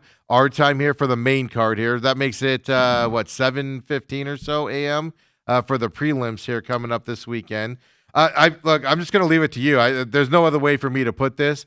I don't know any of these fighters. They go regional on this stuff and everything. Going into this fight here, but I mean, there's a lot of United States guys going over. I see that against people from Morocco, Kazakhstan, and Turkey, and those types of places over there. I do see one Brazilian fighter making the long trek up there to that side. So in the prelims, I should say here, any fights here in the prelims that we should tune into and watch? Any upset potentials, or at least just good fights happening here in the prelims? So you're right, really obscurely populated fight card. Now there's actually only 4 United States fighters competing on it. it's the kind of card that trips my trigger. I mean, you got a guy from Kazakhstan who's moving up in weight against a guy from Sweden that's moving down in weight. And we'll get to that fight. But we'll start with the prelims that start at 8 now, Arizona time. I'll say at 7 a.m. Pacific time. And again, some unusually populated fights, but let's talk about some interesting ones. First one is a name I'm going to mispronounce, but Hey, get in line. Izagak Kamayev. And this is a 170-pound welterweight fight. And this is a guy from Russia, vice grip grappler, comes in with a lot of credentials, and he's fighting, and he's 32, younger, and then making his debut in the UFC. He's fighting a 41-year-old Viking from Denmark named Nicholas Dalby. He's got tons of experience, is a total warrior, but can struggle with some wrestling, and that's exactly what this Russian vice grip does. So if Dalby can keep it up, I think he can paint this Russian's fence. And meanwhile, the Russian is a 350, 400. I'll tell you. Excuse me looking off to the side because when I'm home, I have my home office and I can tell us what the prices are. Yeah, exactly. I have it right now on DraftKings. I have it as a minus 340 for the young Russian making his debut. Yeah, so the Russia's a huge favorite. That could be a little bit ham sandwich bet on Dalby right there. Let me ask you, really quick, let me ask you this. I mean, this is his first UFC fight, obviously a fighter from that part of the country. How does anybody know how he's going to be when making the odds on this? It's not like he came up through the Contender Series or anything of that effect, right? No, that's exactly how he got there. He came he did? Up, okay. Yeah, he came up. You don't just roll out of bed and. I mean, this dude is 22-2. Okay. So, we don't know that because he's been fighting in Russian circuits. Last dude he fought, well, that's a grappling match. He takes on a guy we know, Shinya Aoki, for the one championship last November of 22, and he wins.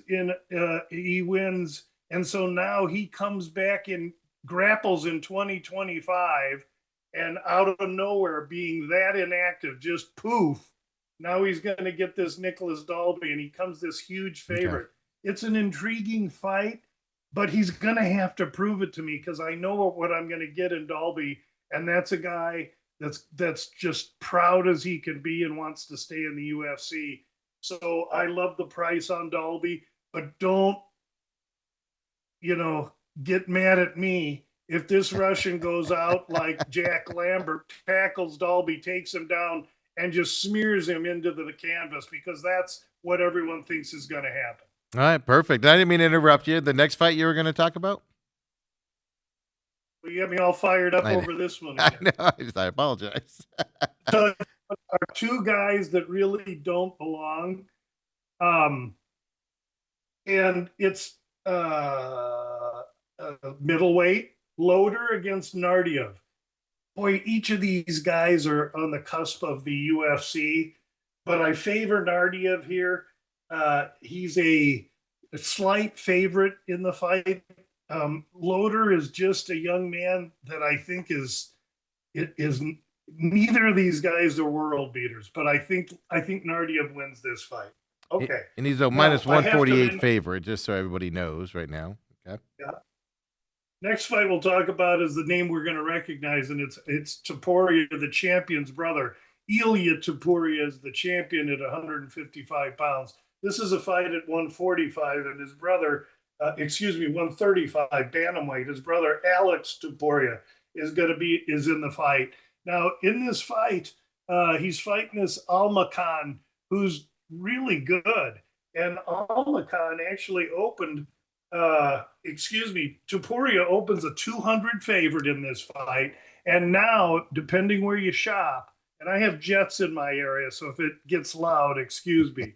now Topuria's price has been cut down to minus 135 almost everywhere you look. I've got 142 on DraftKings, so shop it around, obviously. Yep. Yeah, 7 cents. I mean, he's Topuria is making by on the name. I'm not sure how good he is. The brother's great, but I do know that this Almacan's pretty good. And to be able to pick him up now at a minus 135, 140 is value. And I would say I lean to Almacan right there. Last, and this fight really intrigues me, is Englishman Riley against Romanian living in Austria, Grad. This dude, Grad, looks like Nosferatu. He's a skinny little bald dude. Almost looks like he's gonna have a couple fangs coming. If you don't know what Nosferatu is, it's a Dracula outtake. Yes. You should look at a picture. That's exactly who this Grad guy looks I laughed. Like. I laughed when you said it because I saw it instantly, and I'm not going to not be able to see it anymore. Yeah, no, he fights ferociously. And what's interesting is he's getting in against this kid, this Englishman in Riley, and I have decent respect for Grad, but this Riley comes in a decent favorite, and he's coming in from Cage Warriors, where he's beaten good fighters with good competition. When I saw him in the weigh-ins today, the Englishman is much thicker and bigger. It looks almost different weight class. So it stalled me a little bit on Grad. But I think Grad could be live. I'm just going to take a little more time to think about that one. So that pretty much covers me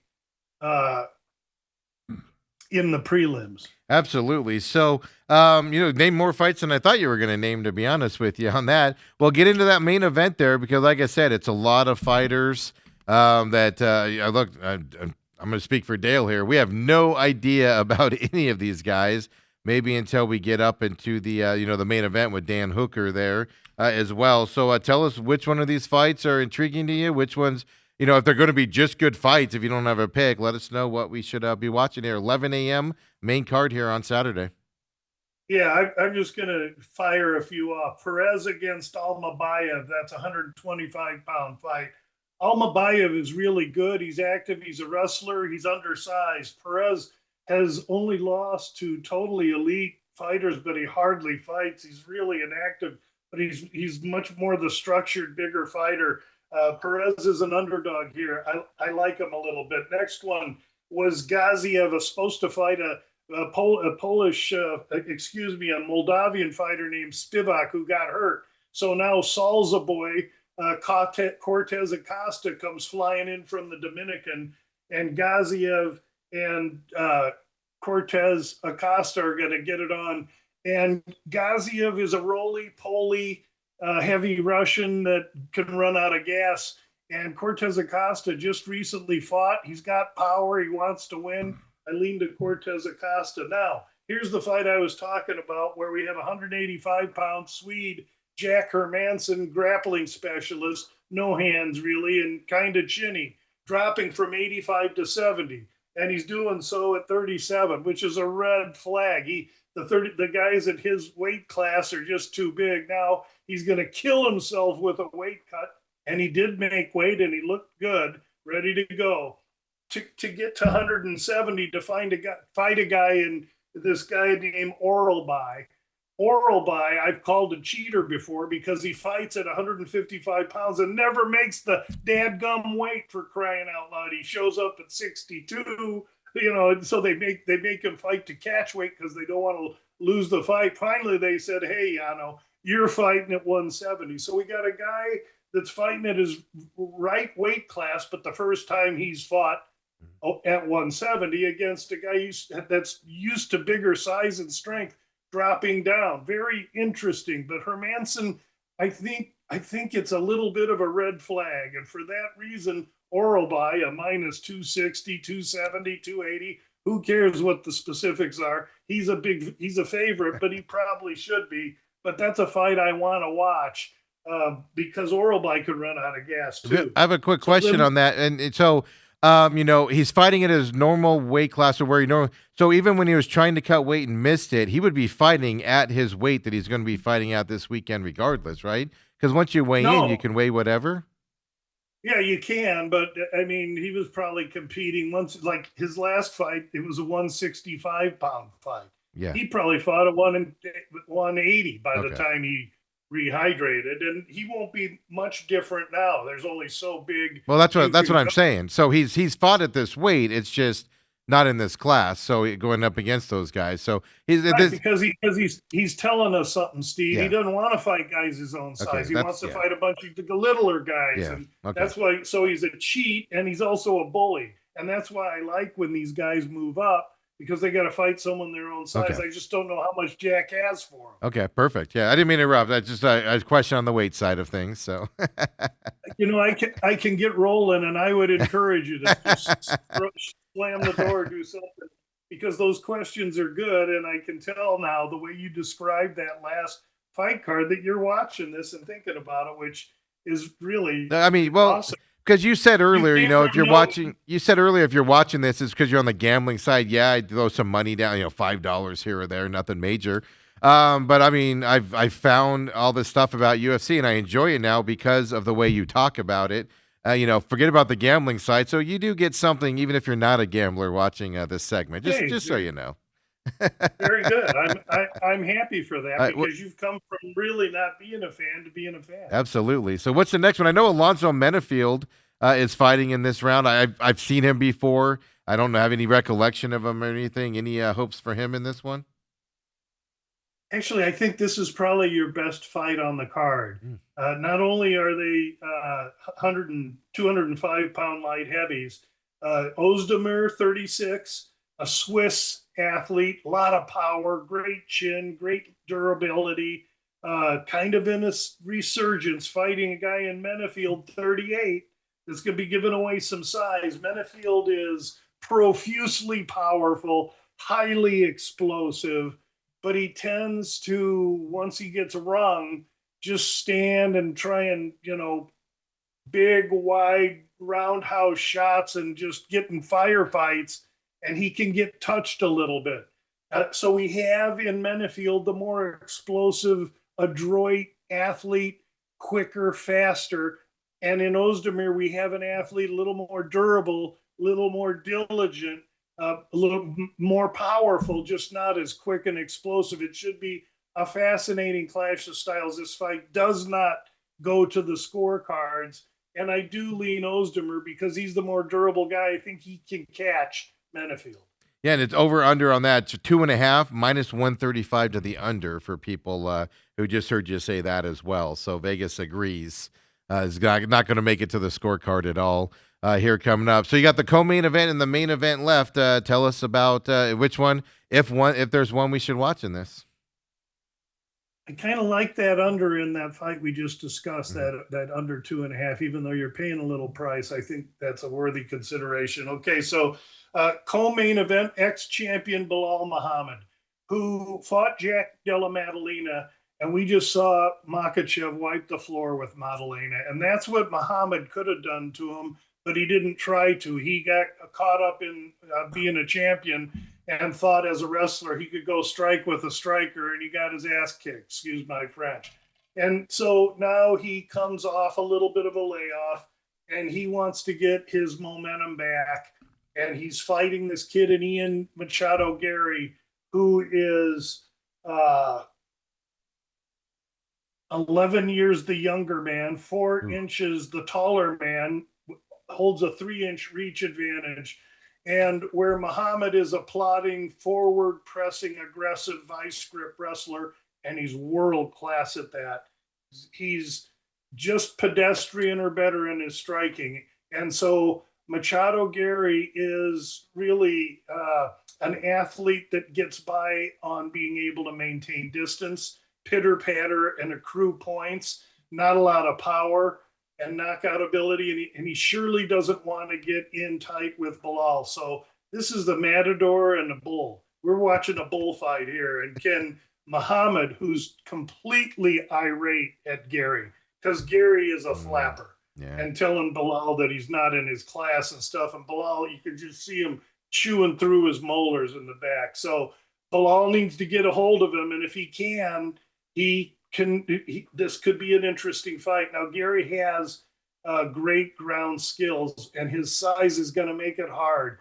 I find this fight to be a difficult challenge for Muhammad. I lean to Gary because I don't think Muhammad can get there.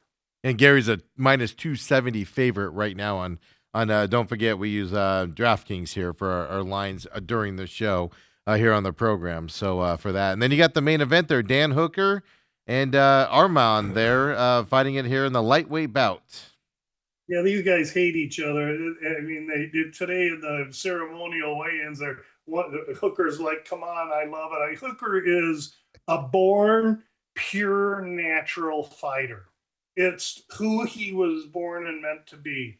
So he's longer, taller, much more violent striker.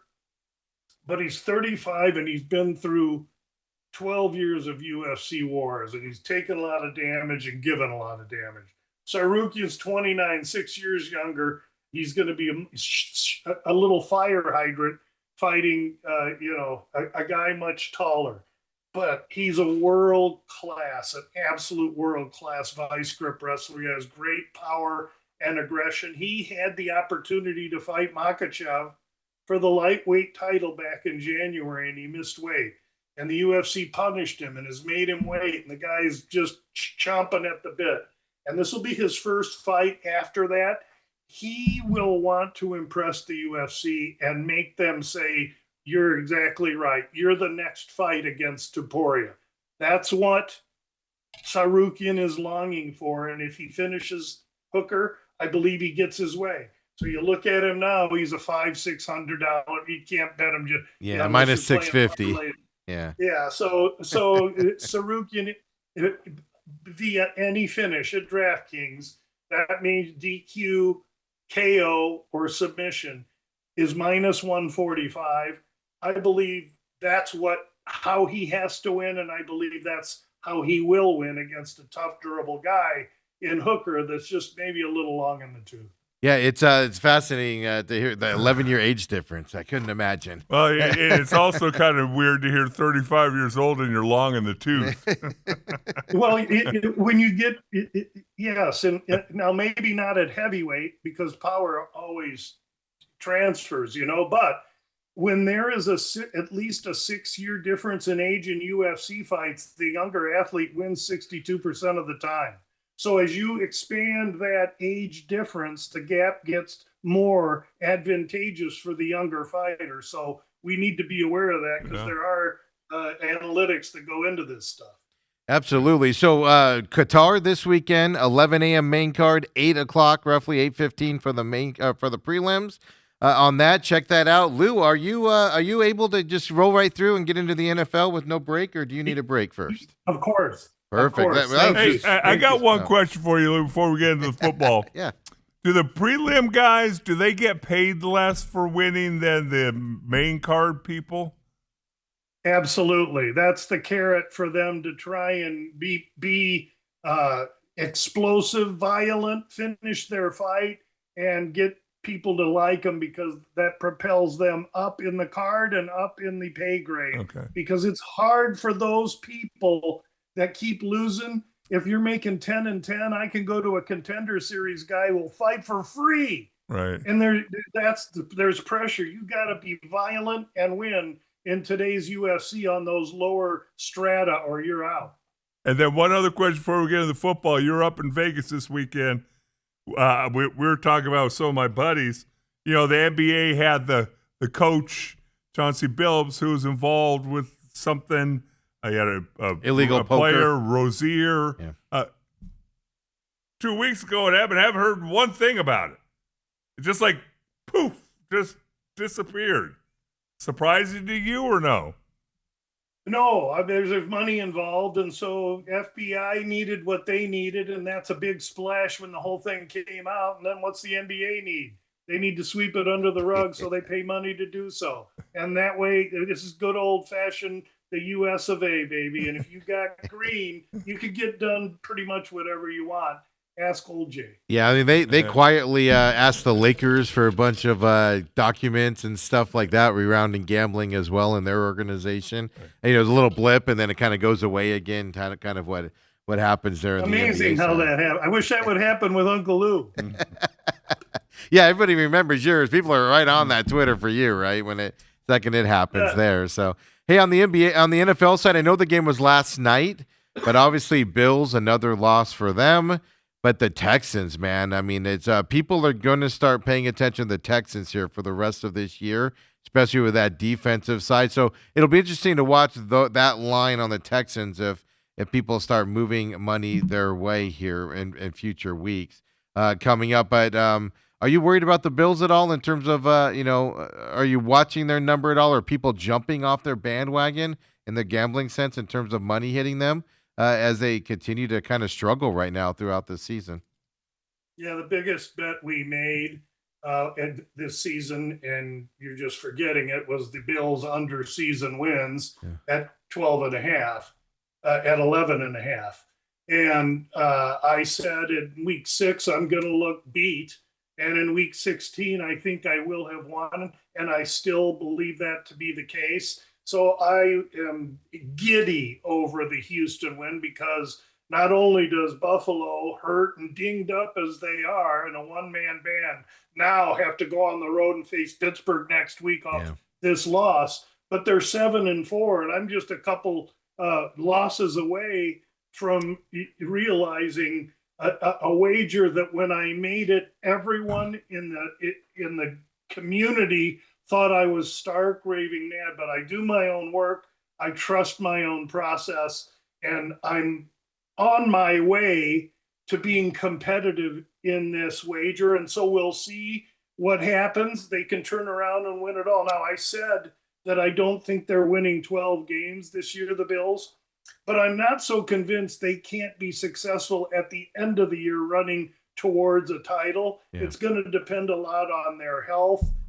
They surely have the quarterback, but there just seems to be corrosion there. And then now there's going to be talk on top of it. Yeah. Now you add pressure. Yeah. And so pressure, talk, expectation, it all could get heavy.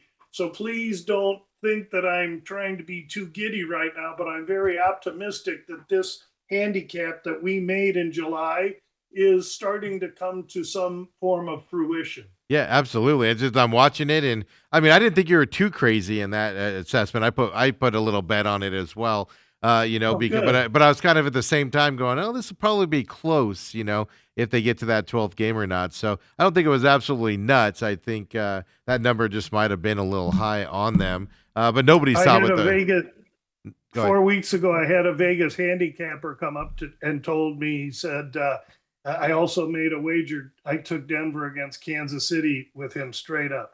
He told me Buffalo was going to win 13 games in their sleep. Yeah. And so I saw him up here this week, and he came to pay me the shake. We had a handshake bet and he was so reluctant to admit that I had beat him because he's a highfalutin guy up there. Yeah. And he shook my hand. I said, all right, well, I'll see you soon because you're about to be 0-2.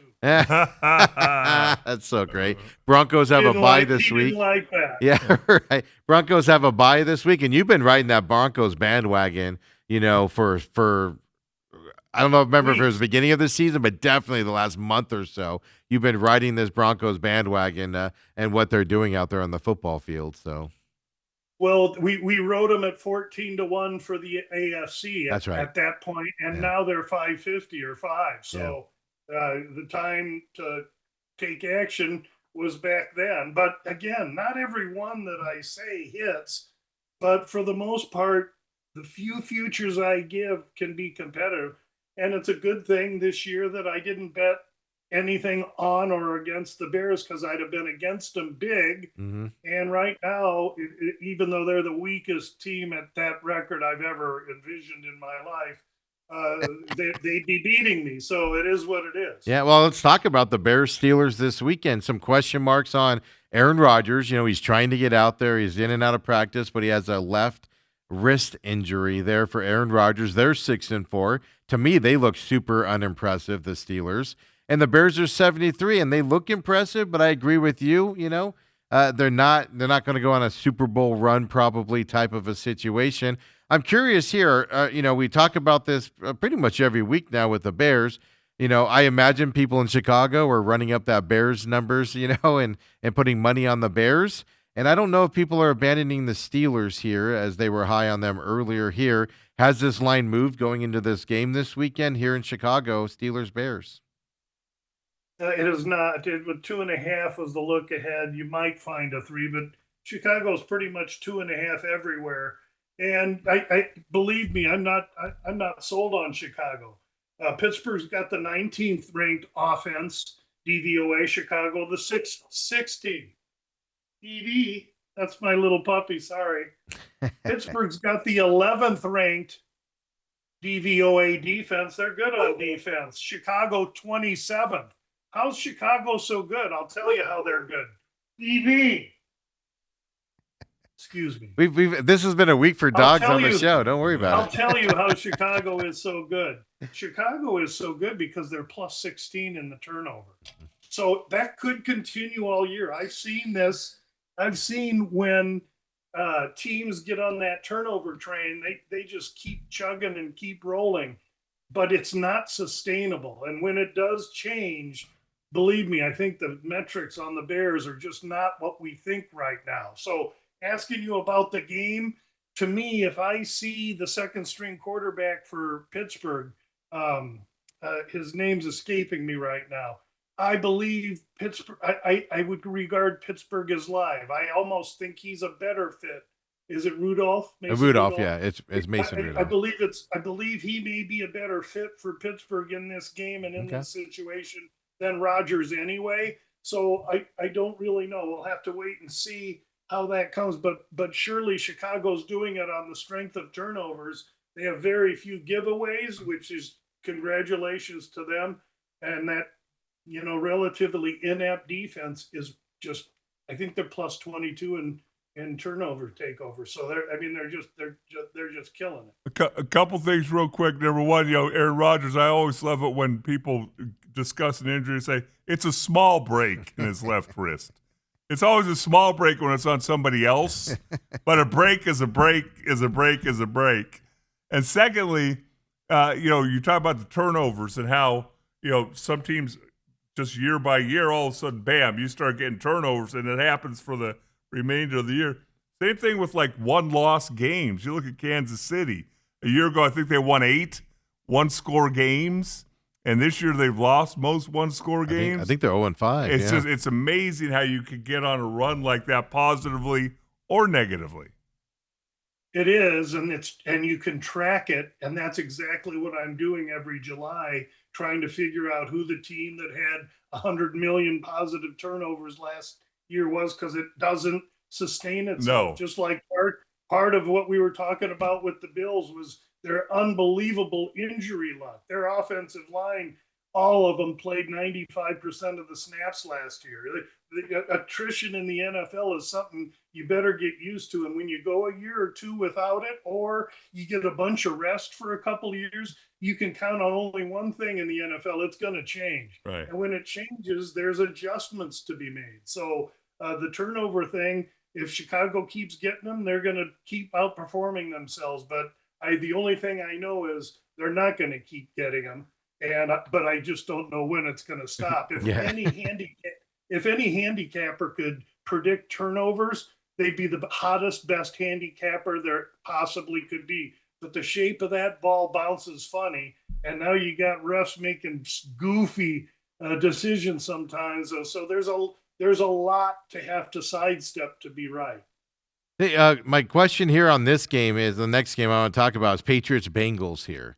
Not because the Bengals, Bengal Chase is going to be out in this game, suspended for a game. My question on this is Joe Burrow fully practiced yesterday.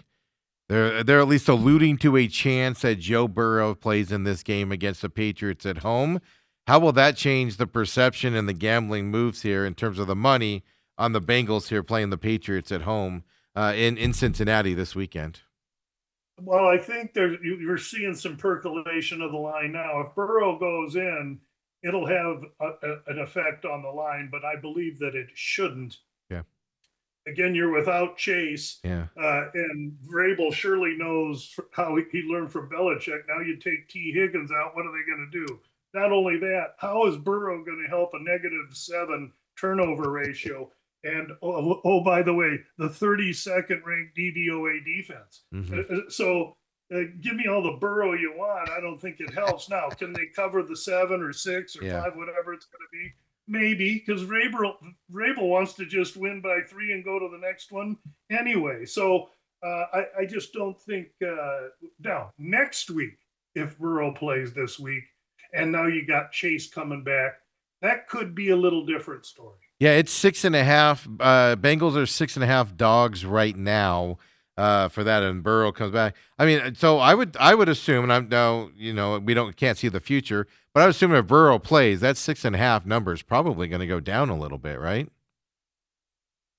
I think that's a very logical thing to think. Correct. Yeah.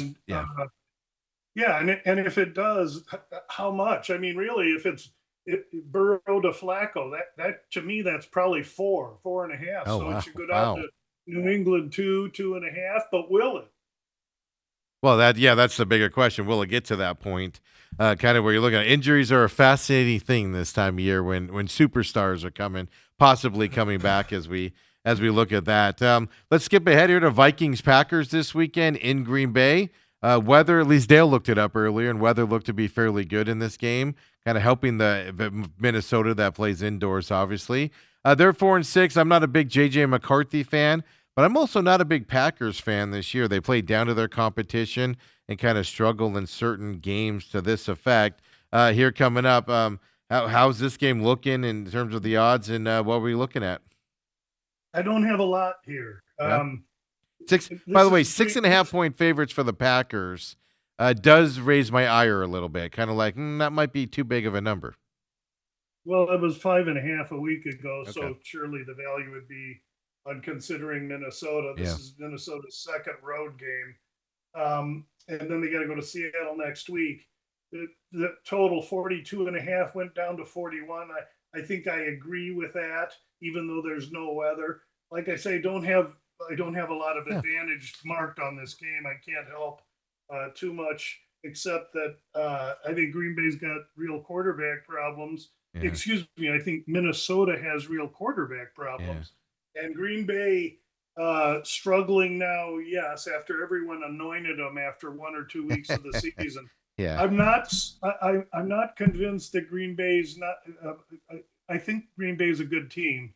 They're just struggling right now. So I'll sit and watch this one. Colts Chiefs this weekend. I mean, Chiefs.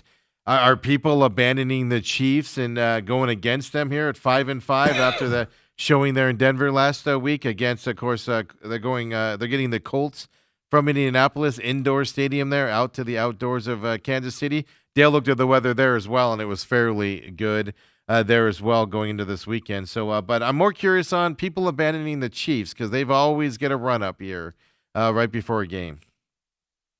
And there's no weather. There's no weather this week, so yeah. The Chiefs are what game you're looking at. Okay, nowhere. Okay. There's only a few outside, and there's no wind, so we don't have to worry about that. Perfect. Chiefs are 3.5 point favorites. Excuse me. Chiefs are 3.5 point favorites. Sorry. They're 3 at the Circa, and they're 3 -110 at the South Point. They're 3 at Hard Rock. So they're between 3 and 3.5, and I make that notation because on the look-ahead line, the Chiefs were 4.5, and so yes, they are taking Indianapolis here, and there's a lot of reasons why they should. But I love to look for the overreaction, and so if a week ago the Chiefs had to give 4.5, and by Sunday I can find them giving 3, there may be some interest in me in Kansas City, not because I think they're the better team, but I'm getting advantage with the points. This is a 50.5 total, so they're looking for points here. Indianapolis is the real deal. I do believe there's a changing of the guard in the AFC this year, in Indianapolis and Denver, and to a lesser extent the Chargers may factor into that. So this is a big game, but I think right now at 3, Kansas City would be a hard team not to consider. Okay. Tell me this: do you take into account at all? You know, here's a proud franchise who's obviously used to winning, used to going to Super Bowls, and I don't think they've fallen short of the AFC Championship since Mahomes has Nope. gotten there. Yep, they've been there. But yet they're fighting for their playoff lives right now. Do you put any stock into that as when you're looking at numbers and lines and things? Not what the public does. They seem to want to factor like a must-win game as more important. Well, if they did, they'd be betting Kansas City. So maybe but they were betting Kansas City like they knew the final score last week against Denver. What we know is the public is usually wrong, and they were sure wrong last week. I think they're wrong to be considering. I think that giving me Kansas City and only having to lay 3 could be wrong, and I may do that if I can get it. But to answer your question, Dale, I think it creates more pressure because you got nothing but championship minds in there. The coaches saying we know how to do it. The players say we know how to do it. But every week they go out there, they seem to not be able to get it done. And whether it's 1-score games or the turn of the ball in a turnover, or it's always something. And sport is cruel. And I just think it might be time we'll see what Kansas City's made of. We know it, but I just think there comes a time where a new layer of skin shows up, and that new layer of skin may not be Baltimore, Buffalo, or Kansas City this year. Yeah, and the young teams are popping their heads up this year, at least so far throughout the season. Yeah. Give Dale some hope that his Cowboys can beat the Eagles this weekend with all the noise around the Eagles, the way their offense isn't performing, everybody's attacking their quarterback there, and then, of course, all the Cowboys' ups and downs this year as well. Anything for Dale to give him some hope on this Cowboys? CeeDee Lamb? Well, I look at football games to just break them down. Doesn't have much to do with this or that. And Dale's more aware of what the Cowboy problems are than I am. But here's what I see. I see a team on a short week coming off a huge win on a Monday night against a team in the Raiders with the 29th ranked DVOA defense. And Dallas, everybody's flying high, and the public all of a sudden, after one game like that, they love Dallas. Yeah. Well, this is Dallas's second game in a stint of 3 games in 10 days. Yes, they played Kansas City on Thursday for Thanksgiving. So there's tremendous pressure situationally on Dallas. And not only that, Green Bay, Philly I'll get everyone in that central division. Philly a week ago was 6. Now they're 3. And it's a tsunami wave of belief in Dallas. And man, they're taking placebos out there because I'm all about Philly in this game. Philly's just coming off a win against Detroit. Everybody thought Detroit was a world beater. And now they're betting the other team on a short week, and it's the Cowboys. Oh, by the way, 30th ranked DVOA defense. Yeah, not in this office. We're all about Philly -3. And I would say run, don't walk. Have you seen the defensive tackles for Dallas, Lou? Come on, Quentin Williams is the one-man wrecking crew. Yeah, I think there's an awful lot being made of 3 or 4 positional players that have come in and, again, look good against the Raiders. and I know we won't get to Cleveland and the Raiders, but the biggest overreaction game next to Dallas and Philly is Cleveland and the Raiders. Meaning overreaction with Shedeur Sanders starting? People hopping on that bandwagon? That's all everyone's talking about. Yeah.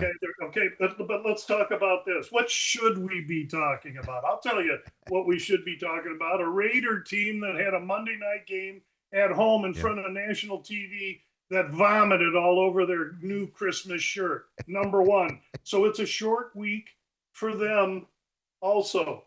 And now I got to find my DVOA numbers. Yeah, what are you doing? You're talking about a 2-8 teams battling it out this weekend. Give it to us. That's what I'm talking about because I don't know where my advantage is coming from. I'm just trying to be receptive to it. Yeah. Okay. So 30th ranked Vegas offense going against the 5th-ranked Cleveland defense. Wait a minute. Everybody wants to talk about Shedeur Sanders. What about this killer Cleveland defense that's getting Vegas on a short week? Yeah, everybody's talking about the wrong thing. All Shedeur Sanders has to do is hand it off to that new running back and get out the way. Mhm. This is Cleveland. A week ago, Raiders 2.5. Now they're 4. That's a what the Raiders do to go from 2.5 to 4 against a college team. Nothing. This is a complete overreaction. I'm on Cleveland, and I'm shouting it loud. Yeah, absolutely on that side. Last game I want to ask you about, because I know we got to take off here. You got to take off. Jags at Cardinals, obviously the home team here as well. Cardinals 2 blowout losses coming into this game. They're kind of teetering, lots of penalties last week. And then you got the Jaguars coming off of that. I don't think it's a surprise they won. It's how they won and beat the Chargers last week with the Jaguars here coming into this game. Right now, Cardinals are 2.5-point dogs at home into this game. Over-unders 47.5 coming to this game. Lou, tell us about it. Well, heck, hey, Lou, hey, the Cardinals will give up 44. That's what I'm saying. The over is in play, isn't it? Well, the Cardinals have the 12th ranked DVOA defense, and they're going to be facing a Jacksonville team that all they can really do is run the ball. Unfortunately, the Cards stopping the run is where their defense is challenged. The Cardinals offense has been totally inept. They're shuffling running backs. They got a tight end, okay, but the Jacksonville defense is decent. However, this game went from a pick a week ago now to Arizona getting 2.5. And I have to be consistent because where the advantage comes is where I have to see it. I'm colorblind. The advantage is Arizona. And I got them at home against a Jag team that can be pretty uneven and inconsistent. And so if I were to play this, I would really look hard at teasing Arizona up because I think just with the 2.5 might be enough. The Cardinals aren't completely inept. There is effort there, and this could be a perfect spot for them, at least by the numbers. It's for me, it's Arizona or pass. All right, perfect. I mean, there you go, right there. We're gonna pick that game. Me and Dale coming up as well. Just really quick. I know you got to take off, but Bucks at Rams this weekend. Something to pay attention to there. I got a few more minutes. Okay. Yeah, Bucks and Rams. Yeah. Bucks and Rams. 24th ranked Buck offense. Okay, 24th ranked Buck rushing offense going against the Ram defense. The Rams in Seattle are the two most apt, balanced teams on offense and defense that there is.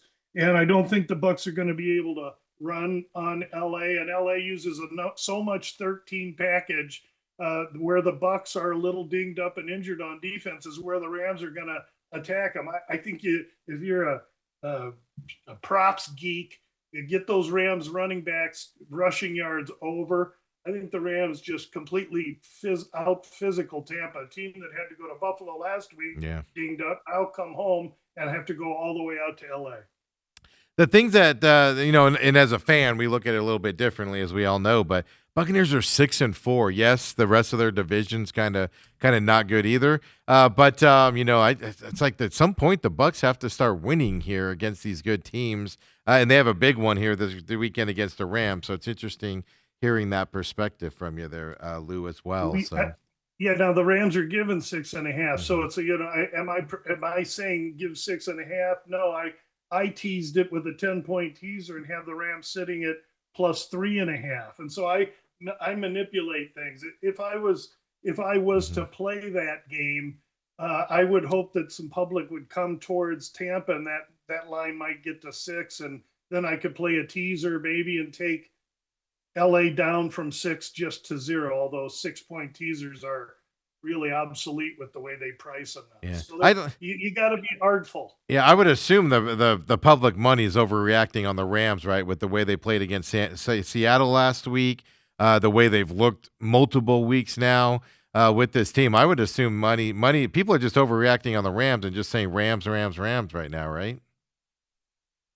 Not to my knowledge. Okay. I think people Numbers talking speak. about the Rams, people that are talking about the Rams, I think have some football understanding. If they're talking about Seattle, I would say the same thing. But there's been no overreaction as far as the points here are concerned. But I would say this: I respect Tampa Bay enough to say don't take LA giving 6.5.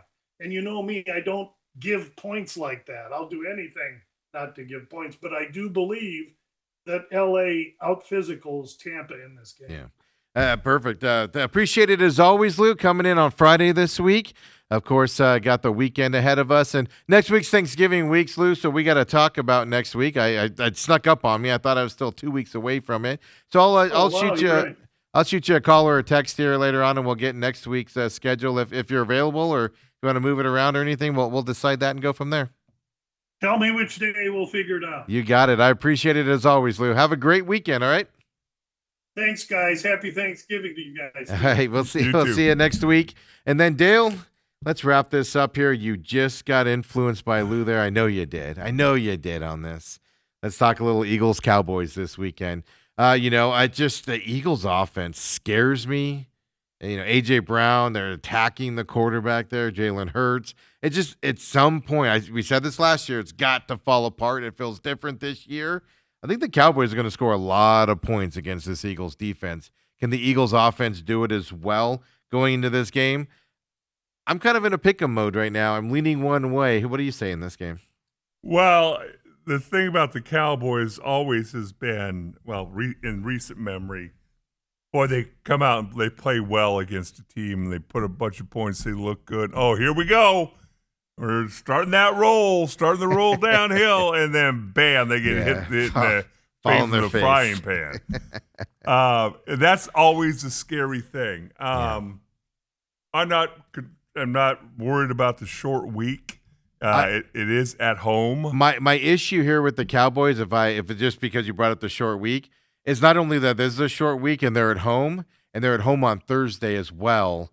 But I mean, they got two pretty dang good opponents here. One Eagles, and then their Thanksgiving Day opponent as well for the Cowboys here. Kansas City. Does that affect this at all? No, they're not looking forward to Kansas City yet. What's really a surprise to me is they have the home game on Sunday before Thanksgiving, because that's usually a road game, because the NFL thinks it's a super advantage to always play at home on Thanksgiving. Yeah. Because I kind of see it the same way you do. You wonder what's going on in that Philadelphia locker room. At some point, will they crumble? Dallas, was that just a one-off? But you know what? I'm going to go ahead and go with my Cowboys. All right, you're going Cowboys. I'm leaning Eagles in this, but I have a feeling the Cowboys are going to win this game. This is why I'm saying this is a pick-em to me here, and it comes down to I could see the Cowboys scoring 30 points in this game, and I'm not sure the Eagles can match that coming up. So I'll go Eagles on this one and just stick to my leaning side of things. But I'm just to tell you now, I'm not going to be surprised if the Cowboys win this game. Here, Bucks Rams, we just talked to him about that. I agree with Lou 100%. Rams are coming to this game. They're just smashing the Buccaneers. The toughness is going to be there, and things to that effect are going to happen to the Buccaneers here.